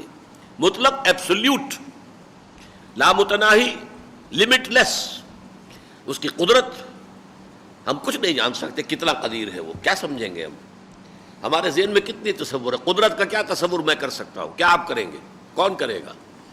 یوں سمجھیے کہ ہمارا جو ذہن ہے وہ اس ترازو کے مانند ہے جس میں کہ سونار جو ہے وہ سونا تولتا ہے، اور یہاں جو ہے وہ ترازو چاہیے ٹنوں کو تولنے والا، جو سریا ہے اس کو تولنے کے لیے ترازو چاہیے۔ تو اللہ تعالیٰ کی صفات کا جو ہے اس کی کمیت کا کوئی تصور ہمیں ممکن نہیں۔ نمبر دو، اس کی کیفیت کا بھی ہمیں پتہ نہیں۔ دیکھیے، اللہ سمیع ہے، کیسے سنتا ہے یہ ہم نہیں جانتے۔ ہم کیسے سنتے ہیں، ہمارا تصور کیا ہے؟ ہمیں معلوم ہے آواز جو ہے وہ ساؤنڈ ویوز کی شکل میں آتی ہے، ہمارے کان کے پردے پہ ٹکراتی ہے، پردہ پھٹ گیا ہو تو سیدھی مڈل ایئر میں چلی جاتی ہے، لیکن یہ کہ وہاں جا کر ارتعاش پیدا کرتی ہے، اس ارتعاش کو پھر دماغ تک جو ہے ہماری جو نرو پہنچاتی ہے، وہ پھر اسے ڈیسائفر کرتا ہے اور اس سے نتیجہ نکالتا ہے کہ یہ بات سنی۔ کیا اللہ تعالیٰ کا بھی ایسا ہی کوئی معاملہ ہے؟ معاذ اللہ ثم معاذ اللہ ثم معاذ اللہ۔ بس یہ جانیے کہ سماعت جو ہے وہ اس کی ہے، اور وہ ہر شے کا سننے والا۔ بس کیسے سنتا ہے وہ ہم نہیں جانتے، کتنا سمیع ہے یہ بھی ہم نہیں جانتے۔ تو ہماری پناہ گاہ کیا ہے؟ ایک لفظ ہے کل، بکل شیء علیم، ہر شے کا جاننے والا، علی کل شیء قدیر، ہر شے کی قدرت رکھنے والا۔ مزید برآں اس کی جملہ صفات اس کی ذات ہی کے مانند مطلق و لامتناہی ہے، نہ کہ محدود و مقید، اور قدیم ہے نہ کہ حادث۔ یہ حادث کسے کہتے ہیں اور قدیم کسے کہتے ہیں؟ قدیم اس ہستی کو کہا جاتا ہے جو ہمیشہ سے ہے، جس کا کسی وقت نہ ہونا ناممکن، وہ قدیم ہے۔ اور صرف ایک ذات ہے جو قدیم ہے، وہ اللہ تعالیٰ کی ذات ہے، اور کوئی شے قدیم نہیں۔ اگرچہ ہندوؤں میں کچھ فلسفے ہیں، کچھ لوگوں کے نزدیک اللہ بھی قدیم ہے، گاڈ، مہاتما، پرماتما، لیکن روح بھی قدیم ہے، روح بھی ہمیشہ سے ہے۔ اس کو کہتے ہیں تعدد قدما، قدیم کا تعدد کی شکل میں آ جانا۔ اللہ بھی قدیم، روح بھی قدیم۔ اور ایک اور اسکول آف تھاٹ ہندوؤں کا ہے، تین کو مانتے ہیں، وہ تثلیث ہے ان کے ہاں، پرماتما بھی قدیم، روح بھی قدیم، اور مادہ بھی قدیم۔ مادے سے پروردگار بناتا ہے نا یہ سب کچھ، مادہ ہوتا ہی نا تو کیسے بناتا؟ لکڑی نہیں ہوگی تو کیسے کارپینٹر جو ہے وہ میز بنا دے گا؟ وہ میز بنا سکتا ہے لیکن بھائی لکڑی تو چاہیے اس کو نہیں۔ لہذا ان کے تصور میں یہ بات نہیں آئی کہ خدا کیسے کریٹ کر سکتا ہے بغیر کسی میٹر کے۔ تو میٹر بھی قدیم ہے جس سے کہ اس نے یہ کائنات بنائی ہے، روح بھی قدیم ہے، خدا بھی قدیم ہے۔ لیکن ہمارے نزدیک قدیم ہستی صرف اور صرف ایک ہے، اور وہ ذات باری تعالیٰ کی۔ حادث اسے کہتے ہیں جو شے پہلے نہیں تھی اچانک ہو گئی، حادثہ اسی کو کہتے ہیں آپ۔ حدیث بات کو کہتے ہیں، وہ بات میں اس وقت کر رہا ہوں، یہ میری حدیث ہے۔ ہم حدیث کا لفظ حدیث رسول پر بولتے ہیں، رسول نے جو کچھ فرمایا وہ حدیث ہے رسول کی۔ لیکن حادثہ کوئی واقعہ تھا، ہو گیا، پہلے تو نہیں تھا وہ، بلکہ کسی کے سان گمان میں نہیں تھا کہ کیا ہو جائے گا، کیا ہونے والا ہے۔ تو حادث، ہر وہ وجود جو ہے اللہ کے سوا وہ سب حادث ہیں، اور قدیم صرف ذات باری تعالیٰ ہے، اور اس کی صفات ذاتی ہیں نہ کہ کسی اور کی عطا کردہ۔ ہمارا وجود بھی اللہ کا عطا کردہ ہے، ہماری صفات بھی اللہ کی عطا کردہ ہے۔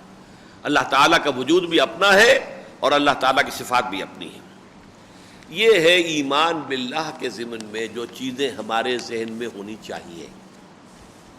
اب آگے چلیے، ذرا نسبتاً ہلکا مضمون ہے، فرشتے، ایمان بالملائکہ، آمنت باللہ و ملائکتہ۔ اب یہ چل رہے ہیں ایمان مفصل کی ترتیب کے ساتھ۔ فرشتے وہ برگزیدہ ہستیاں ہیں جنہیں اللہ تعالیٰ نے نور سے تخلیق فرمایا ہے.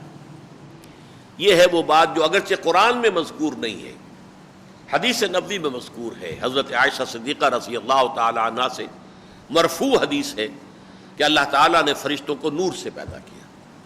اس اعتبار سے نوٹ کر لیجئے کہ تین یہ وجود ہیں جو صاحب شعور ہیں. ویسے تو یہ کہ حیوانات میں بھی کچھ نہ کچھ شعور ہے، لیکن شعور کے ساتھ خود شعوری، یہ دو الفاظ علیحدہ ہیں. فلسفے سے جن کو دلچسپی ہے وہ زیادہ اس کو سمجھیں گے. ایک ہے کانشسنس، ایک ہے سیلف کانشسنس. ان میں زمین و آسمان کا فرق ہے. باقی تو پوری کائنات جو ہے، سورج ہو چاند ہو، وہ کانشسنس بھی نہیں ہے اس میں، وہ تو حیات تو نہیں ہے اس میں. لیکن البتہ زمین میں جتنے بھی حیوانات ہیں ان میں کانشسنس ہے. نباتات میں بھی کہتے ہیں کہ موجود ہے. جب آپ کسی پودے سے پھول توڑتے ہیں تو پھول کو صدمہ پہنچتا ہے، اس کا ایک ریئیکشن ہوتا ہے، اسے اچھا نہیں لگتا. یہ ایسے ہی ہے کہ جیسے کسی کے ماں کی گود میں سے آپ نے اس کا بچہ جو ہے وہ گھسیٹ لیا اور چھین لیا اس سے، وہ تو اس کا بچہ ہے اس درخت کا، وہ پھول جو ہے. بہرحال لیکن ایک ہے خود شعوری. جب انسان کو یا کسی بھی ہستی کو اپنا شعور بھی ہو، یعنی اس کو ڈاکٹر رفیع الدین صاحب نے اس طریقے سے بیان کیا، کتا بھی دیکھ رہا ہے، دیکھتے ہوئے اسے یہ شعور نہیں ہے کہ میں دیکھ رہا ہوں. ہم دیکھتے ہیں تو ساتھ ہی ہمارا شعور یہ ہوتا ہے کہ میں دیکھ رہا ہوں. تو یہ شعور اور اس کے ساتھ خود شعوری، سیلف کانشسنس. سیلف کانشسنس والی جو حامل ہستیاں ہیں اللہ تعالیٰ نے تین پیدا کی ہیں صرف. نمبر ایک فرشتے، وہ نور سے پیدا کیے گئے. اب یہ چیزیں وہ ہیں جو میں نے جس کتابچے کا حوالہ دیا ہے، کریشن آف دی یونیورس کی تھیوریز جو ہیں وہ کیسے بنی ہے، بگ بینگ سے پہلے کیا تھا، جو کہ ظاہر بات ہے کہ ہمارے سائنس کے میدان کی بات نہیں ہے. بگ بینگ سے قبل کا معاملہ میں نے اس پر گفتگو کی ہے.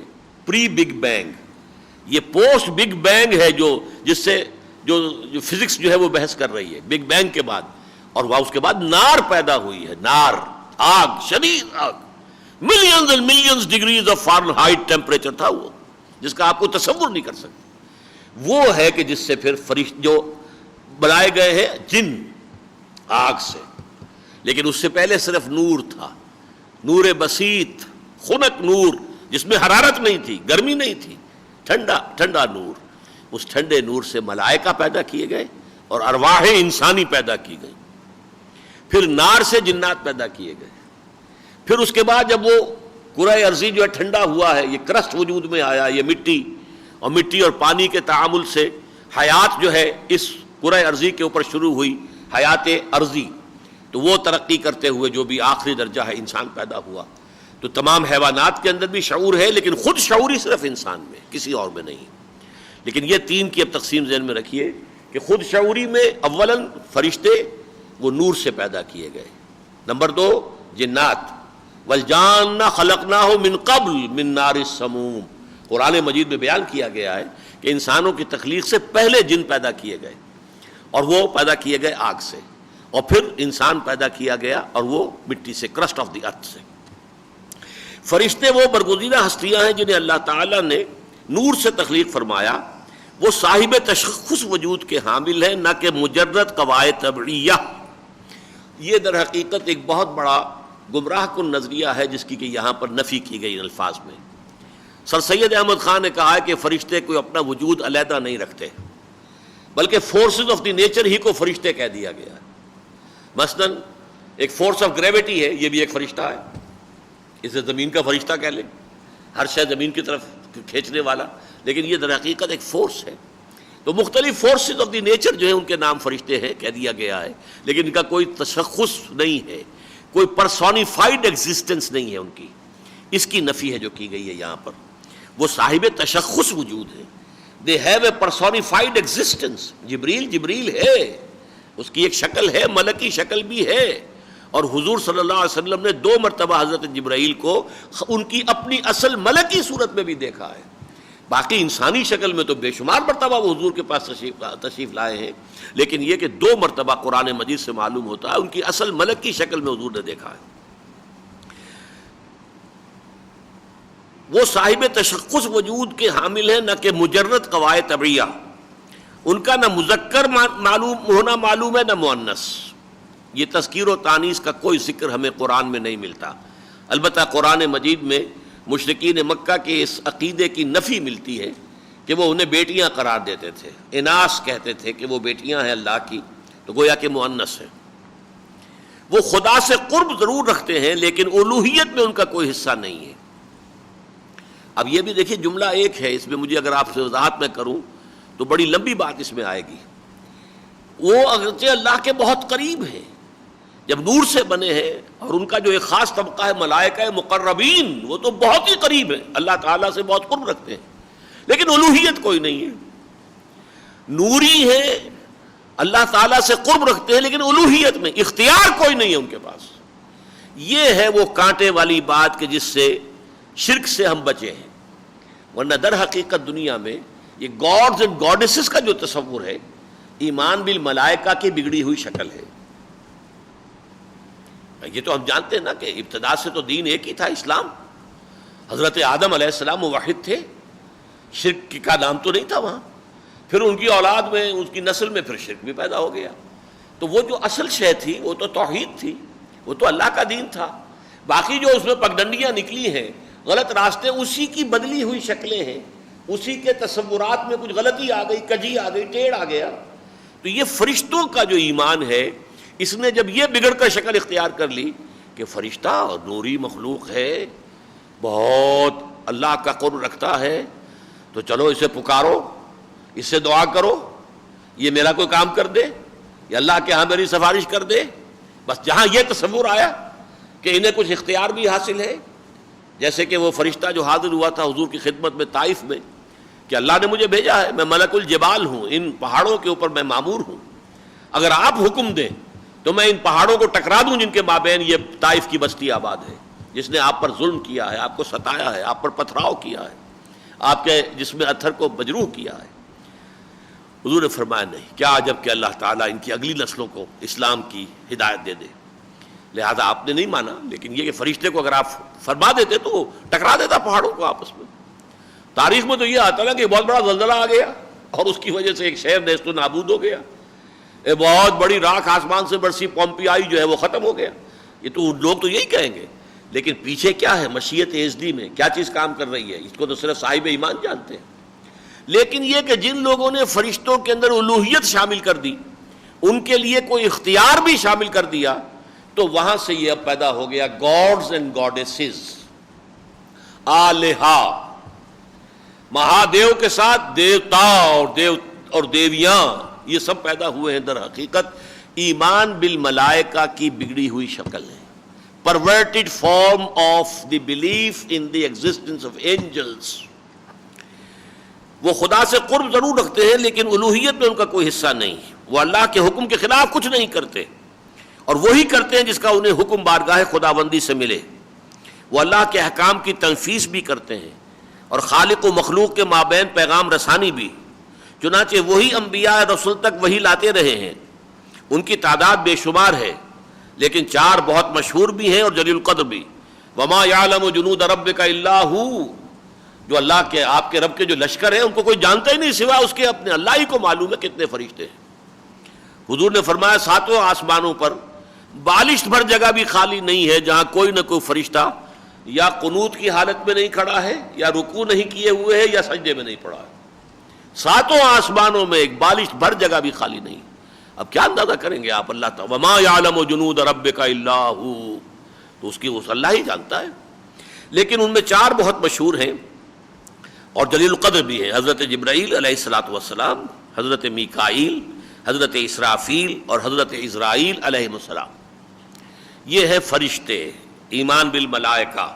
اور ان کے ضمن میں اہم ترین مقام جو ہے قرآن مجید میں وہ سورہ مریم میں آیا ہے. نبی اکرم صلی اللہ علیہ وسلم کو جب وحی کے سلسلے میں کچھ وقفہ پڑ جاتا تھا تو بہت شاق گزرتا تھا. آپ کو جو محبت تھی قرآن سے، جو شوق اور اشتیاق رہتا تھا، تو حضرت جبرائیل سے آپ نے شکایت کی کہ آپ بڑی دیر لگا کر آتے ہیں، وقفہ لمبا ڈال دیتے ہیں، ہمیں اشتیاق رہتا ہے. اس کا جواب ہے جو سورہ مریم میں جو دیا گیا ہے، اس کا جواب نقل کر دیا اللہ تعالیٰ نے سورہ مریم میں.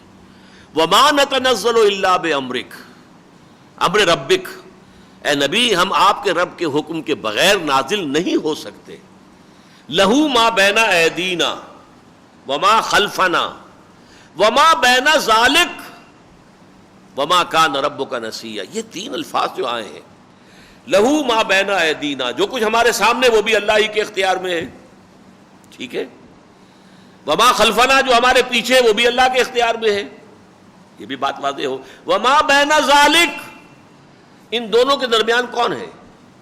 میرے آگے آپ سب ہیں، میرے پیچھے یہ پردہ ہے، ان کے مابین کون ہے؟ میں خود. گویا کہ میرا اختیار مطلق اللہ کے ہاتھ میں ہے، میں اس کے حکم کے بغیر جنبش نہیں کر سکتا. لہو ما بین ایدینا وما خلفنا وما بین ذالک وما کان ربک نسیا. آپ یہ نہ سمجھیں کہ اگر دیر لگ جاتی ہے تو آپ کا رب کہیں بھول گیا، دیر ہو گئی، تاخیر ہو گئی، کوئی ذہول اور کوئی نسیان اسے لاحق نہیں ہوتا. یہ اس کی حکمت ہے، اور اس کی حکمت کا تقاضا ہے کہ وقفے وقفے سے وہی آیا کرے. اب آئیے ایمان بالکتب. اللہ کی کتابوں میں سے بھی 4 ہی معلوم و معروف ہیں، یعنی تورات جو حضرت موسیٰ کو عطا ہوئی، اور زبور جو حضرت داؤد کو عطا ہوئی، اور انجیل جو حضرت عیسیٰ کو عطا ہوئی، اور قرآن جو حضرت محمد صلی اللہ علیہ وسلم کو عطا ہوا، جو اللہ کی آخری کتاب اور نوع انسانی کے نام اللہ کا آخری اور مکمل پیغام ہے، جس کے بعد کوئی اور کتاب نازل نہ ہوگی، اور جو من و عن محفوظ موجود ہے اور ہمیشہ رہے گا، جبکہ باقی تینوں کتابیں رد و بدل اور تغییر و تحریف کا ہدف بن چکی ہیں. گویا اب قرآن ہی ان کا مصدق بھی ہے اور مہیمن بھی. یہ 2 الفاظ بہت اہم ہیں. قرآن تصدیق کرتا ہے کہ تورات اللہ نے نازل فرمائی تھی. انا انزلنا التوراۃ فیہا ھدی و نور، سورہ مائدہ میں فرمایا. اسی طرح انجیل فیہ ھدی و نور، ہم نے عیسیٰ کو انجیل عطا کی تھی، اس میں ہدایت بھی تھی، نور بھی تھا. تو گویا کہ مصدق قرآن ہے. اس لیے ہم مانتے ہیں کہ تورات اللہ کی اتاری ہوئی کتاب ہے. اس لیے ہم مانتے ہیں کہ انجیل اللہ کی اتاری ہوئی کتاب تھی، اگرچہ اس میں تحریف ہو گئی ہے، تبدیلیاں ہو گئی ہے، تغیر ہوا ہے، تبدل ہوا ہے، یہ دوسری بات ہے. زبور اللہ کی کتاب تھی، یہ ہم مانتے ہیں. مہیمن اس معنی میں ہے، محافظ ہے، کہ اس میں جو غلطیاں آ گئی ہیں ان کی اصلاح کرنے والا ہے. مثال کے طور پر جو بک آف جینیسس ہے، اس میں تورات میں آ گیا کہ اللہ تعالیٰ نے آسمانوں اور زمین کو 6 دنوں میں پیدا کیا، 7ویں دن اس نے آرام کیا. یہیں سے یہ ویکینڈ کا تصور ہے در حقیقت کے جو پوری عیسائی دنیا کے اندر ہے کہ ایک دن آرام کا ہے. خود خدا کو آرام کی ضرورت پیش آئی ہے تو انسانوں کو بھی ضرورت ہے، ظاہر بات ہے. انہوں نے 6 دن بڑی محنت کی، مشقت کی، بڑی. زمین آسمان کا بنانا کوئی آسان کام تو نہیں ہے، اسے تکان ہو گئی، تو 7ویں دن اس نے آرام کیا. قرآن مجید نے آ کر اس بات کی تو توثیق کی کہ ہاں آسمان و زمین ہم نے یقیناً 6 دنوں میں پیدا کیے. اور جیسا کہ میں نے کہا یہ متعدد مرتبہ آیا، کوئی ایک آدھ مرتبہ نہیں، کئی مرتبہ آیا. لیکن سورہ قاف میں فرما دیا وَلَقَدْ خَلَقْنَا السَّمَاوَاتِ وَالْأَرْضَ وَمَا بَيْنَهُمَا فِي سِتَّةِ أَيَّامٍ وَمَا مَسَّنَا مِن لُغُوبٍ. ہمیں کوئی تکان تاری نہیں ہوئی، یعنی کسی آرام کا کوئی سوال نہیں. كُلَّ يَوْمٍ هُوَ فِي شَأْنٍ، وہ تو ہر دن کسی نہ کسی کام کے اندر جو ہے وہ لگا ہوا ہے. اس کی مشیت ہے، اس کی تخلیقی صلاحیت اور قوتیں ہیں، وہ بروئے کار آ رہی ہیں. اس پر نہ تعطل آتا ہے کبھی، نہ اسے کوئی اونگ آتی ہے، نہ نیند آتی ہے. لا تاخذہ سنۃ ولا نوم، نہ اسے آرام کی حاجت ہے. تو اللہ تعالیٰ نے قرآن مجید میں ان کتابوں میں اگر کوئی غلطیاں در آئی تھیں تو ان کی اصلاح کر دی ہے، اور اس لیے یہ مہیمن ہے. اس کے علاوہ اور بہت سے پیغمبروں کو صحیفے عطا ہوئے ہیں، جن میں سے کچھ اب دنیا میں سرے سے ہی موجود نہیں ہیں، باقی محرف اور مبدل ہیں. محرف اور مبدل صحیفے تو جن کو ہم کہہ سکتے ہیں وہ اولڈ ٹیسٹمنٹ کے اندر آپ کو معلوم ہے کہ یہ حزقیل نبی کا، یہ یسعیاء نبی کا، یہ فلاں نبی کے یہ صحیفے موجود ہیں. پہلی 5 کتابیں جو ہیں وہ بکس آف موسیس کہلاتی ہیں، 5 کتابیں جو اولڈ ٹیسٹمنٹ کی ہیں. اس کے بعد تو پھر یہ چلتے ہیں، کتابیں ہیں مختلف انبیاء کی، لیکن ہم ان میں سے وہی مانتے تو ہیں، لیکن ہم نے تعین کے ساتھ ان میں سے کسی پر ہمارا ایمان نہیں ہے. ایمان اسی پر ہے کہ تورات اللہ کی کتاب تھی، زبور اللہ کی کتاب تھی، انجیل اللہ کی کتاب تھی. البتہ ایک ذکر قرآن میں آتا ہے اور وہ ہے صحف ابراہیم.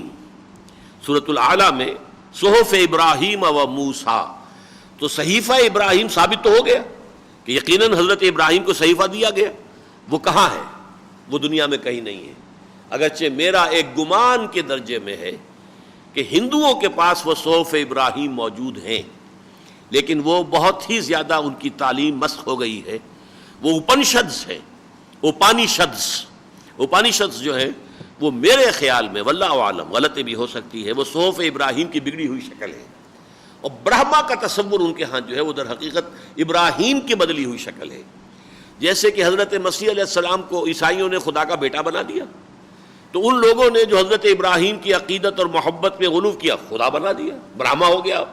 وہ برہما سے برہمن ہے، برہما سے تعلق رکھنے والا برہمن بن گیا، کہ وہ اس کا خاص جو ہے اس کا علم رکھنے والا اور اس کی معرفت رکھنے والا اور اس کی تپسیا کرنے والا اور اس کے لیے جو ہے ہر طرح کی عبادت کرنے والا وہ برہمن ہے۔ تو ابراہیم کے لفظ کی ابراہام، برہما، یہ سب جو الفاظ جو ہے یہ آپس کے قریب قریب، واللہ عالم، لیکن یہ صرف میرا اندازہ ہے، میں اس پر کوئی جزم کے ساتھ یہ بات نہیں کہہ رہا ہوں۔ اور اس طرح بھی کہنے کی جرأت صرف اس لیے ہو گئی ہے کہ قرآن صریحتاً ذکر کر رہا ہے صحف ابراہیم و موسیٰ، ختم ہوتی ہے سورۃ الاعلیٰ اس پر، تو ظاہر بات ہے کہ صحف موسیٰ تو معلوم ہے ہمیں، یہ 5 بکس جو اولڈ ٹیسٹمنٹ کی پہلی 5 کتابیں وہ صحف موسیٰ ہیں۔ تورات تو اصل میں وہ تھی کہ جو لکھے ہوئے احکام دیے تھے حضرت موسیٰ علیہ السلام کو جب کہ وہ کوہ طور پر ان کو بلایا گیا تھا۔ باقی اس کے بعد جو کتابیں ہیں وہ تو صحف ابراہیم ہیں، صحف موسیٰ ہیں، اور وہ در حقیقت 5 کتابوں کی شکل میں ہے۔ بہرحال واللہ عالم، آگے چلیں۔ اللہ کے رسول نوع انسانی کے وہ برگزیدہ افراد ہیں جنہیں اللہ تعالیٰ نے بنی آدم تک اپنا پیغام پہنچانے کے لیے وقتاً فوقتاً چنا اور پسند فرمایا۔ وہ انسانیت کا اعلیٰ ترین نمونہ تھے اور سب گناہ سے پاک یعنی معصوم تھے۔ معصوم کے لفظ پر یہاں غور کر لیجئے، معصوم مفعول ہے عصمت سے، عصمت کے معنی حفاظت، جن کی حفاظت کی گئی۔ معصوم اس معنی میں نہیں کہ ان کے اندر گناہ کا مادہ ہی نہیں تھا، نہیں، یہ غلط تصور ہے۔ گناہ کا مادہ ہی نہ ہو تو پھر تو کوئی کمال ہے ہی نہیں کسی کا۔ کسی شخص میں شہوت کا جذبہ ہی نہ ہو پھر وہ پاک دامن ہے تو کون سی بڑی بات ہے، وہ تو پاک دامن ہے ہی ہے۔ لیکن یہ کہ اصل میں تو یہ ہے کہ وہ کسی کے اندر وہ ایک ارج ہو، اس کی قوت ہو، اس کی استعداد ہو، پھر وہ اس کو قابو میں رکھے، تو وہ ہے بات۔ تو اللہ تعالیٰ کی طرف سے پروٹیکشن، یہ ہے عصمت، معصوم ہونا۔ غلطی کا کبھی کبھی ایسا بھی ہوا ہے کہ بعض مقامات پر اللہ تعالیٰ نے ٹوکا ہے، اے نبی آپ نے ایسا کیوں کیا، لیکن یہ کہ بعد اس میں اصلاح کر دی گئی۔ غلطی جو تھی اس کے اندر جو بھی غلطی آ گئی تھی اس کی اصلاح کر دی گئی۔ تو معصوم ہونا اور ہے، اور بالکل کسی اعتبار سے بشریت سے اس درجے نکل جانا کہ گناہ کا جو ہے سرے سے کوئی مادہ ہی موجود نہ رہے، وہ بات صحیح نہیں ہے۔ البتہ ہم یہ کہہ سکتے ہیں کہ نبیوں کی شخصیتوں پر ان کی روحانی جو کیفیات ہیں وہ اتنی غالب تھیں کہ گناہ کا خیال ہی پیدا نہیں ہوتا، گناہ کا خیال پیدا نہیں ہوتا۔ غلطی ہو سکتی ہے، غلطی اور شے ہے، خطا اور نسیان اور شے ہے۔ نسیان حضور سے ہوا، نماز پڑھاتے ہوئے ہوا ہے، نسیان ہوا ہے۔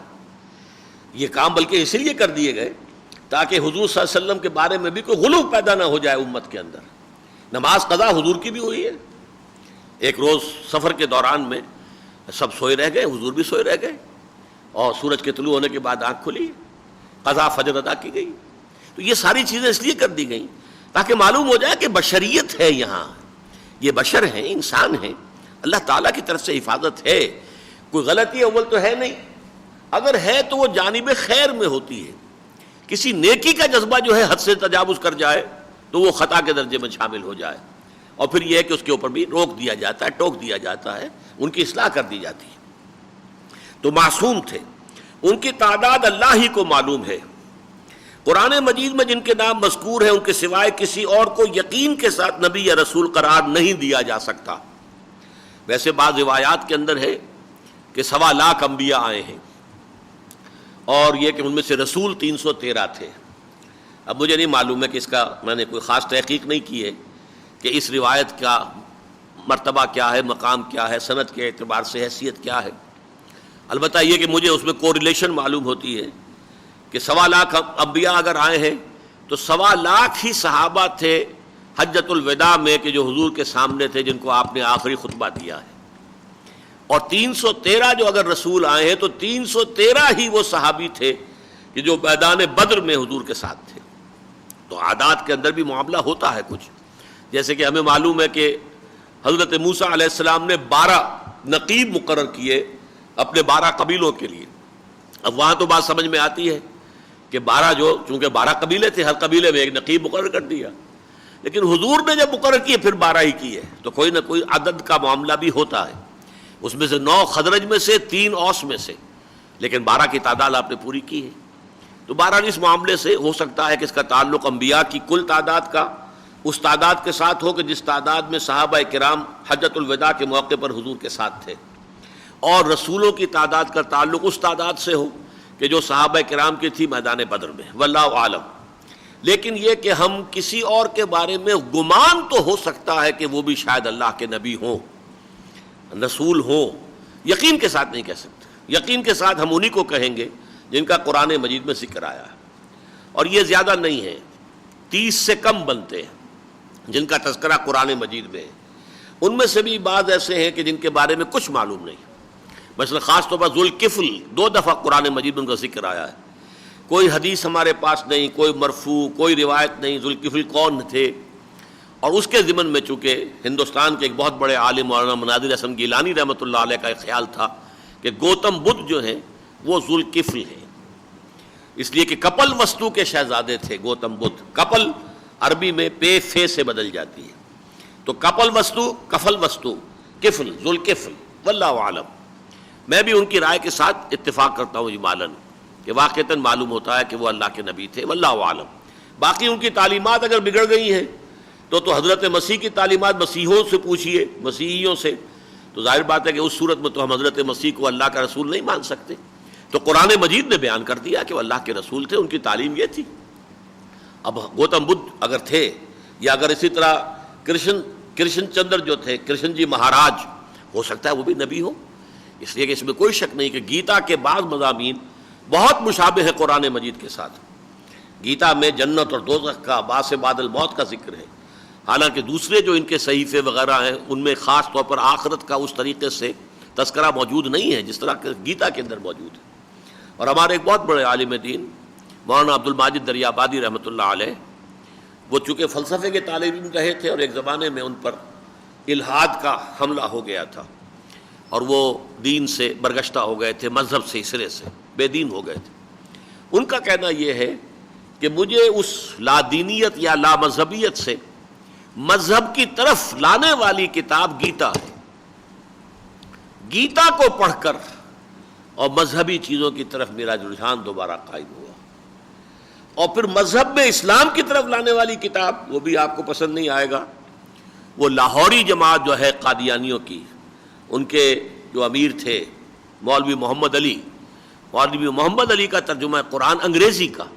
ان کے دماغ پر انگریزی چڑھ گئی تھی، اردو تفسیریں پڑھتے نہیں تھے، لہذا وہ جو انگریزیت سوار تھی تو انہیں وہ انگریزی تفسیر سے پھر وہ کہتے ہیں کہ میں اسلام کی طرف. یہی وجہ ہے کہ مولانا عبد الماجد دریابادی قادیانیوں کو کافر نہیں کہتے تھے. کہنا ان کا یہ تھا کہ جو شخص بھی نبوت کا دعویٰ کرے وہ کافر ہے، لیکن آیا اس نے دعویٰ کیا یا نہیں، یہ جو ہے ڈسپیوٹیبل ہے معاملہ. ان کی رائے یہ تھی، واللہ عالم. اسی طرح مولانا غلام مرشد صاحب ہوتے تھے لاہور میں، جو یہ بادشاہی مسجد کے طویل عرصے تک خطیب رہے ہیں، ان کی رائے بھی یہ تھی. وہ کہتے تھے کہ جہاں تک میرا معاملہ، میں مفتی ہوں، فتویٰ دے سکتا ہوں. جو شخص بھی نبوت کا دعویٰ کرے وہ کافر. جو کسی مدعی نبوت، حضور کے بعد کسی مدعی نبوت کی اگر وہ توثیق کرتا ہے، تائید کرتا ہے، تسلیم کرتا ہے، وہ بھی دائرہ اسلام سے خارج. لیکن آیا اس نے واقعی دعویٰ کیا یا نہیں کیا، یہ میں فیصلہ نہیں کر سکتا. یہ قاضی کا کام ہے کہ بلائے، طلب کرے، بیانات لے. اور یہ چونکہ بات آ گئی ہے اس لیے یہ کام بہت عمدگی کے ساتھ ہوا ہمارے ہاں. اور اتفاق یہ ہے ایک ایسے شخص کے دور حکومت میں ہوا جس کا دین اس سے کوئی خاص تعلق نہیں تھا، یعنی جو ذوالفقار علی بھٹو صاحب ہیں، ان کے زمانے میں قادیانیوں کو غیر مسلم اقلیت قرار دینے کا فیصلہ اسمبلی نے کیا ہے. اسمبلی نے کمیٹی بنائی، کمیٹی نے ان سب کو سمن کیا، بلایا، ان کے بیانات لیے. اور وہاں مرزا طاہر احمد کا باپ جو تھا، ناصر احمد، یا بھائی ہے بڑا یا والد تھا، انہوں نے صاف کہا ہم اسے نبی مانتے ہیں، اس نے دعویٰ کیا ہے نبوت کا، ہم نبی مانتے ہیں. اس کے بعد فیصلہ ہوا. ٹھیک ہے، جب نبی مانتے تو یقیناً پھر یہ دائرہ اسلام سے خارج. تو یہ جو معاملہ ہے، لیکن یہ کہ بعض لوگ یہ سمجھتے تھے، اس وقت تک یہ بات پوری طریقے سے واضح بھی نہیں ہوئی تھی جیسے کہ اب ہو چکی ہے. بہرحال میں بتا رہا تھا کہ نبی کسی کو کہہ دینا گمان کی حد تک تو ممکن ہے کہ کرشن جی مہاراج جو ہیں وہ بھی اللہ کے نبی ہوں. ظاہر بات ہے اتنا بڑا ملک ہندوستان، کیسے ہو سکتا ہے یہاں پہ نبی نہ آئے ہوں، جبکہ قرآن کہتا ہے بھلے کل قوم ہاد، ہم نے ہر قوم کے اندر ہادی بھیجے. وَإِن مِّن قَرْيَةٍ إِلَّا خَلَا فِيهَا نَذِيرٌ، اور کوئی بستی ایسی نہیں گزری جس میں کہ کوئی نہ کوئی خبردار کرنے والا نہ آیا ہو. خبردار کرنے والے تو نبی اور رسول ہوتے تھے. تو ظاہر بات ہے کہ اسی لیے پھر 1.25 لاکھ کی تعداد بھی تو ہے. ان سب کی تاریخ لکھتے تو انسائکلوپیڈیا بن جاتا. تو وہ تو قرآن مجید نے نہیں کیا. وہی انبیاء اور رسل کہ جو عرب کی سرزمین کے آس پاس کے علاقوں میں تھے، جن کے ناموں سے یہ واقف تھے، یا جو یہودیوں کے علم کی وجہ سے ان کے ہاں جن کا علم آ گیا تھا، ان کا ذکر قرآن میں ہے، باقی کا نہیں ہے. ان میں سے 5 حد درجے اولو العزم اور نہایت عالی مرتبہ ہیں، یعنی حضرت نوح علیہ السلام، حضرت ابراہیم علیہ السلام، حضرت موسیٰ علیہ السلام، حضرت عیسیٰ علیہ السلام اور سیدنا محمد صلی اللہ علیہ وسلم. یہ نوٹ کر لیجئے کہ اولو العزم من الرسل یہ 5 ہیں. چنانچہ سورہ شورى کی آیت میں بھی انہی کا 5 کا ذکر ہے. شرع لکم من الدین ما وصى به نوحا والذی اوحینا الیک وما وصینا به ابراہیم وموسیٰ وعیسیٰ ان اقیموا الدین ولا تتفرقوا فیہ. اسی طریقے سے اور بھی مختلف مقامات پر جب آیا ہے ہم نے میثاق النبیین، ہم نے آپ سے بھی میثاق لیا اور دوسرے انبیاء سے، وہاں بھی یہی 5 نام آئے ہیں. تو یہ 5 اولو العزم ہیں. جیسے کتابوں اور صحیفوں میں سے وہ 4 اور فرشتے بے شمار، لیکن ان میں سے بھی 4 ہیں کہ جن کے ہم تعین کے ساتھ ناموں سے واقف ہیں. اسی طریقے سے یہ 5 جو ہیں اولو العزم من الرسل ہیں. ان میں سے بعض کو بعض پہلوؤں سے جزوی فضیلت حاصل ہے، لیکن جملہ انبیاء اور رسل پر فضیلت کلی سید ولد آدم حضرت محمد صلی اللہ علیہ وسلم کو حاصل ہے، جو خاتم النبیین بھی ہیں اور آخر الرسل بھی، اور جن کے بعد وحی نبوت کا دروازہ ہمیشہ کے لیے کلی طور پر بند ہو چکا ہے. یہ ذرا نوٹ کر لیجئے کہ جزوی فضیلت اور کلی فضیلت، اس میں تو کسی بھی شک اور شبے کی گنجائش نہیں کہ سید المرسلین، تمام انبیاء اور رسول کے سردار اور افضل، وہ تو محمد الرسول اللہ ہے. ان میں کسی شک و شبے کی گنجائش نہیں. البتہ جزوی فضیلتیں ہو سکتی ہیں کسی اور کو، یہ میری رائے ہے اور اس کو میں نے بیان کیا ہے یہاں پر. ہمارے ہاں بعض حضرات جو اس معاملہ کے اندر جو بہت زیادہ حساس ہو جاتے ہیں، اس بات سے بھی ذرا ان کے کان کھڑے ہوتے ہیں کہ جزوی اعتبار سے بھی ہم کسی کو حضور سے افضل قرار دے دیں. تو یہ مسلمان جو ہے اپنے اس فرط عقیدت کی وجہ سے تسلیم کرنے کو تیار نہیں. قرآن سے اس کا ثبوت ہے. کلم اللہ موسیٰ تکلیما، اللہ تعالیٰ نے موسیٰ سے جس طور سے کلام کیا اس طور سے حضور سے نہیں کیا ہے. اس لیے کہ جو کلام اللہ کا حضور کے ساتھ ہوا ہے وہ ہوا ہے 7ویں آسمان پر جا کر. حضرت موسیٰ اسی زمین پر کوہ طور کے اوپر ایک نہیں کئی مرتبہ اللہ تعالیٰ کے ساتھ ہم کلام ہوئے. یہ کلم اللہ موسیٰ تکلیما، موسیٰ سے تو اللہ نے کلام کیا جیسے کہ کلام کرنے کا حق ہے. اسی طرح ایدناہ بروح القدس، جس طرح کی تائید روح قدس حضرت عیسیٰ کو حاصل ہوئی ہے، ظاہر بات ہے قدم قدم پر معجزہ، قدم قدم پر معجزہ. خلق حیات اور احیاء اموات، مردہ کو کہا قم باذن اللہ، کھڑا ہو گیا. قبر پر کھڑے ہو کے پکارا اور قبر سے آدمی نکل آیا. اور ایک گارے سے بنایا پرندہ، پھونک ماری اور اڑتا ہوا پرندہ ہو گیا. ظاہر بات ہے کہ یہ جو آخری ہو سکتے ہیں حصی معجزات، وہ محمد الرسول، وہ حضرت عیسیٰ علیہ السلام کو ہوئے. ان اعتبارات سے ان کو جزوی فضیلت جو ہے وہ ہو سکتی ہے. انبیاء اور رسول کی تائید و تقویت کے لیے اللہ تعالیٰ نے عام مادی ضوابط کو عارضی طور پر معطل کر کے گویا عادی قانون کو توڑ کر اپنی آیات ظاہر کرتا اور معجزات دکھاتا رہا ہے. سبحانک اللہم و بحمدک، نشہد ان لا الہ الا انت، نستغفرک و نتوب الیک.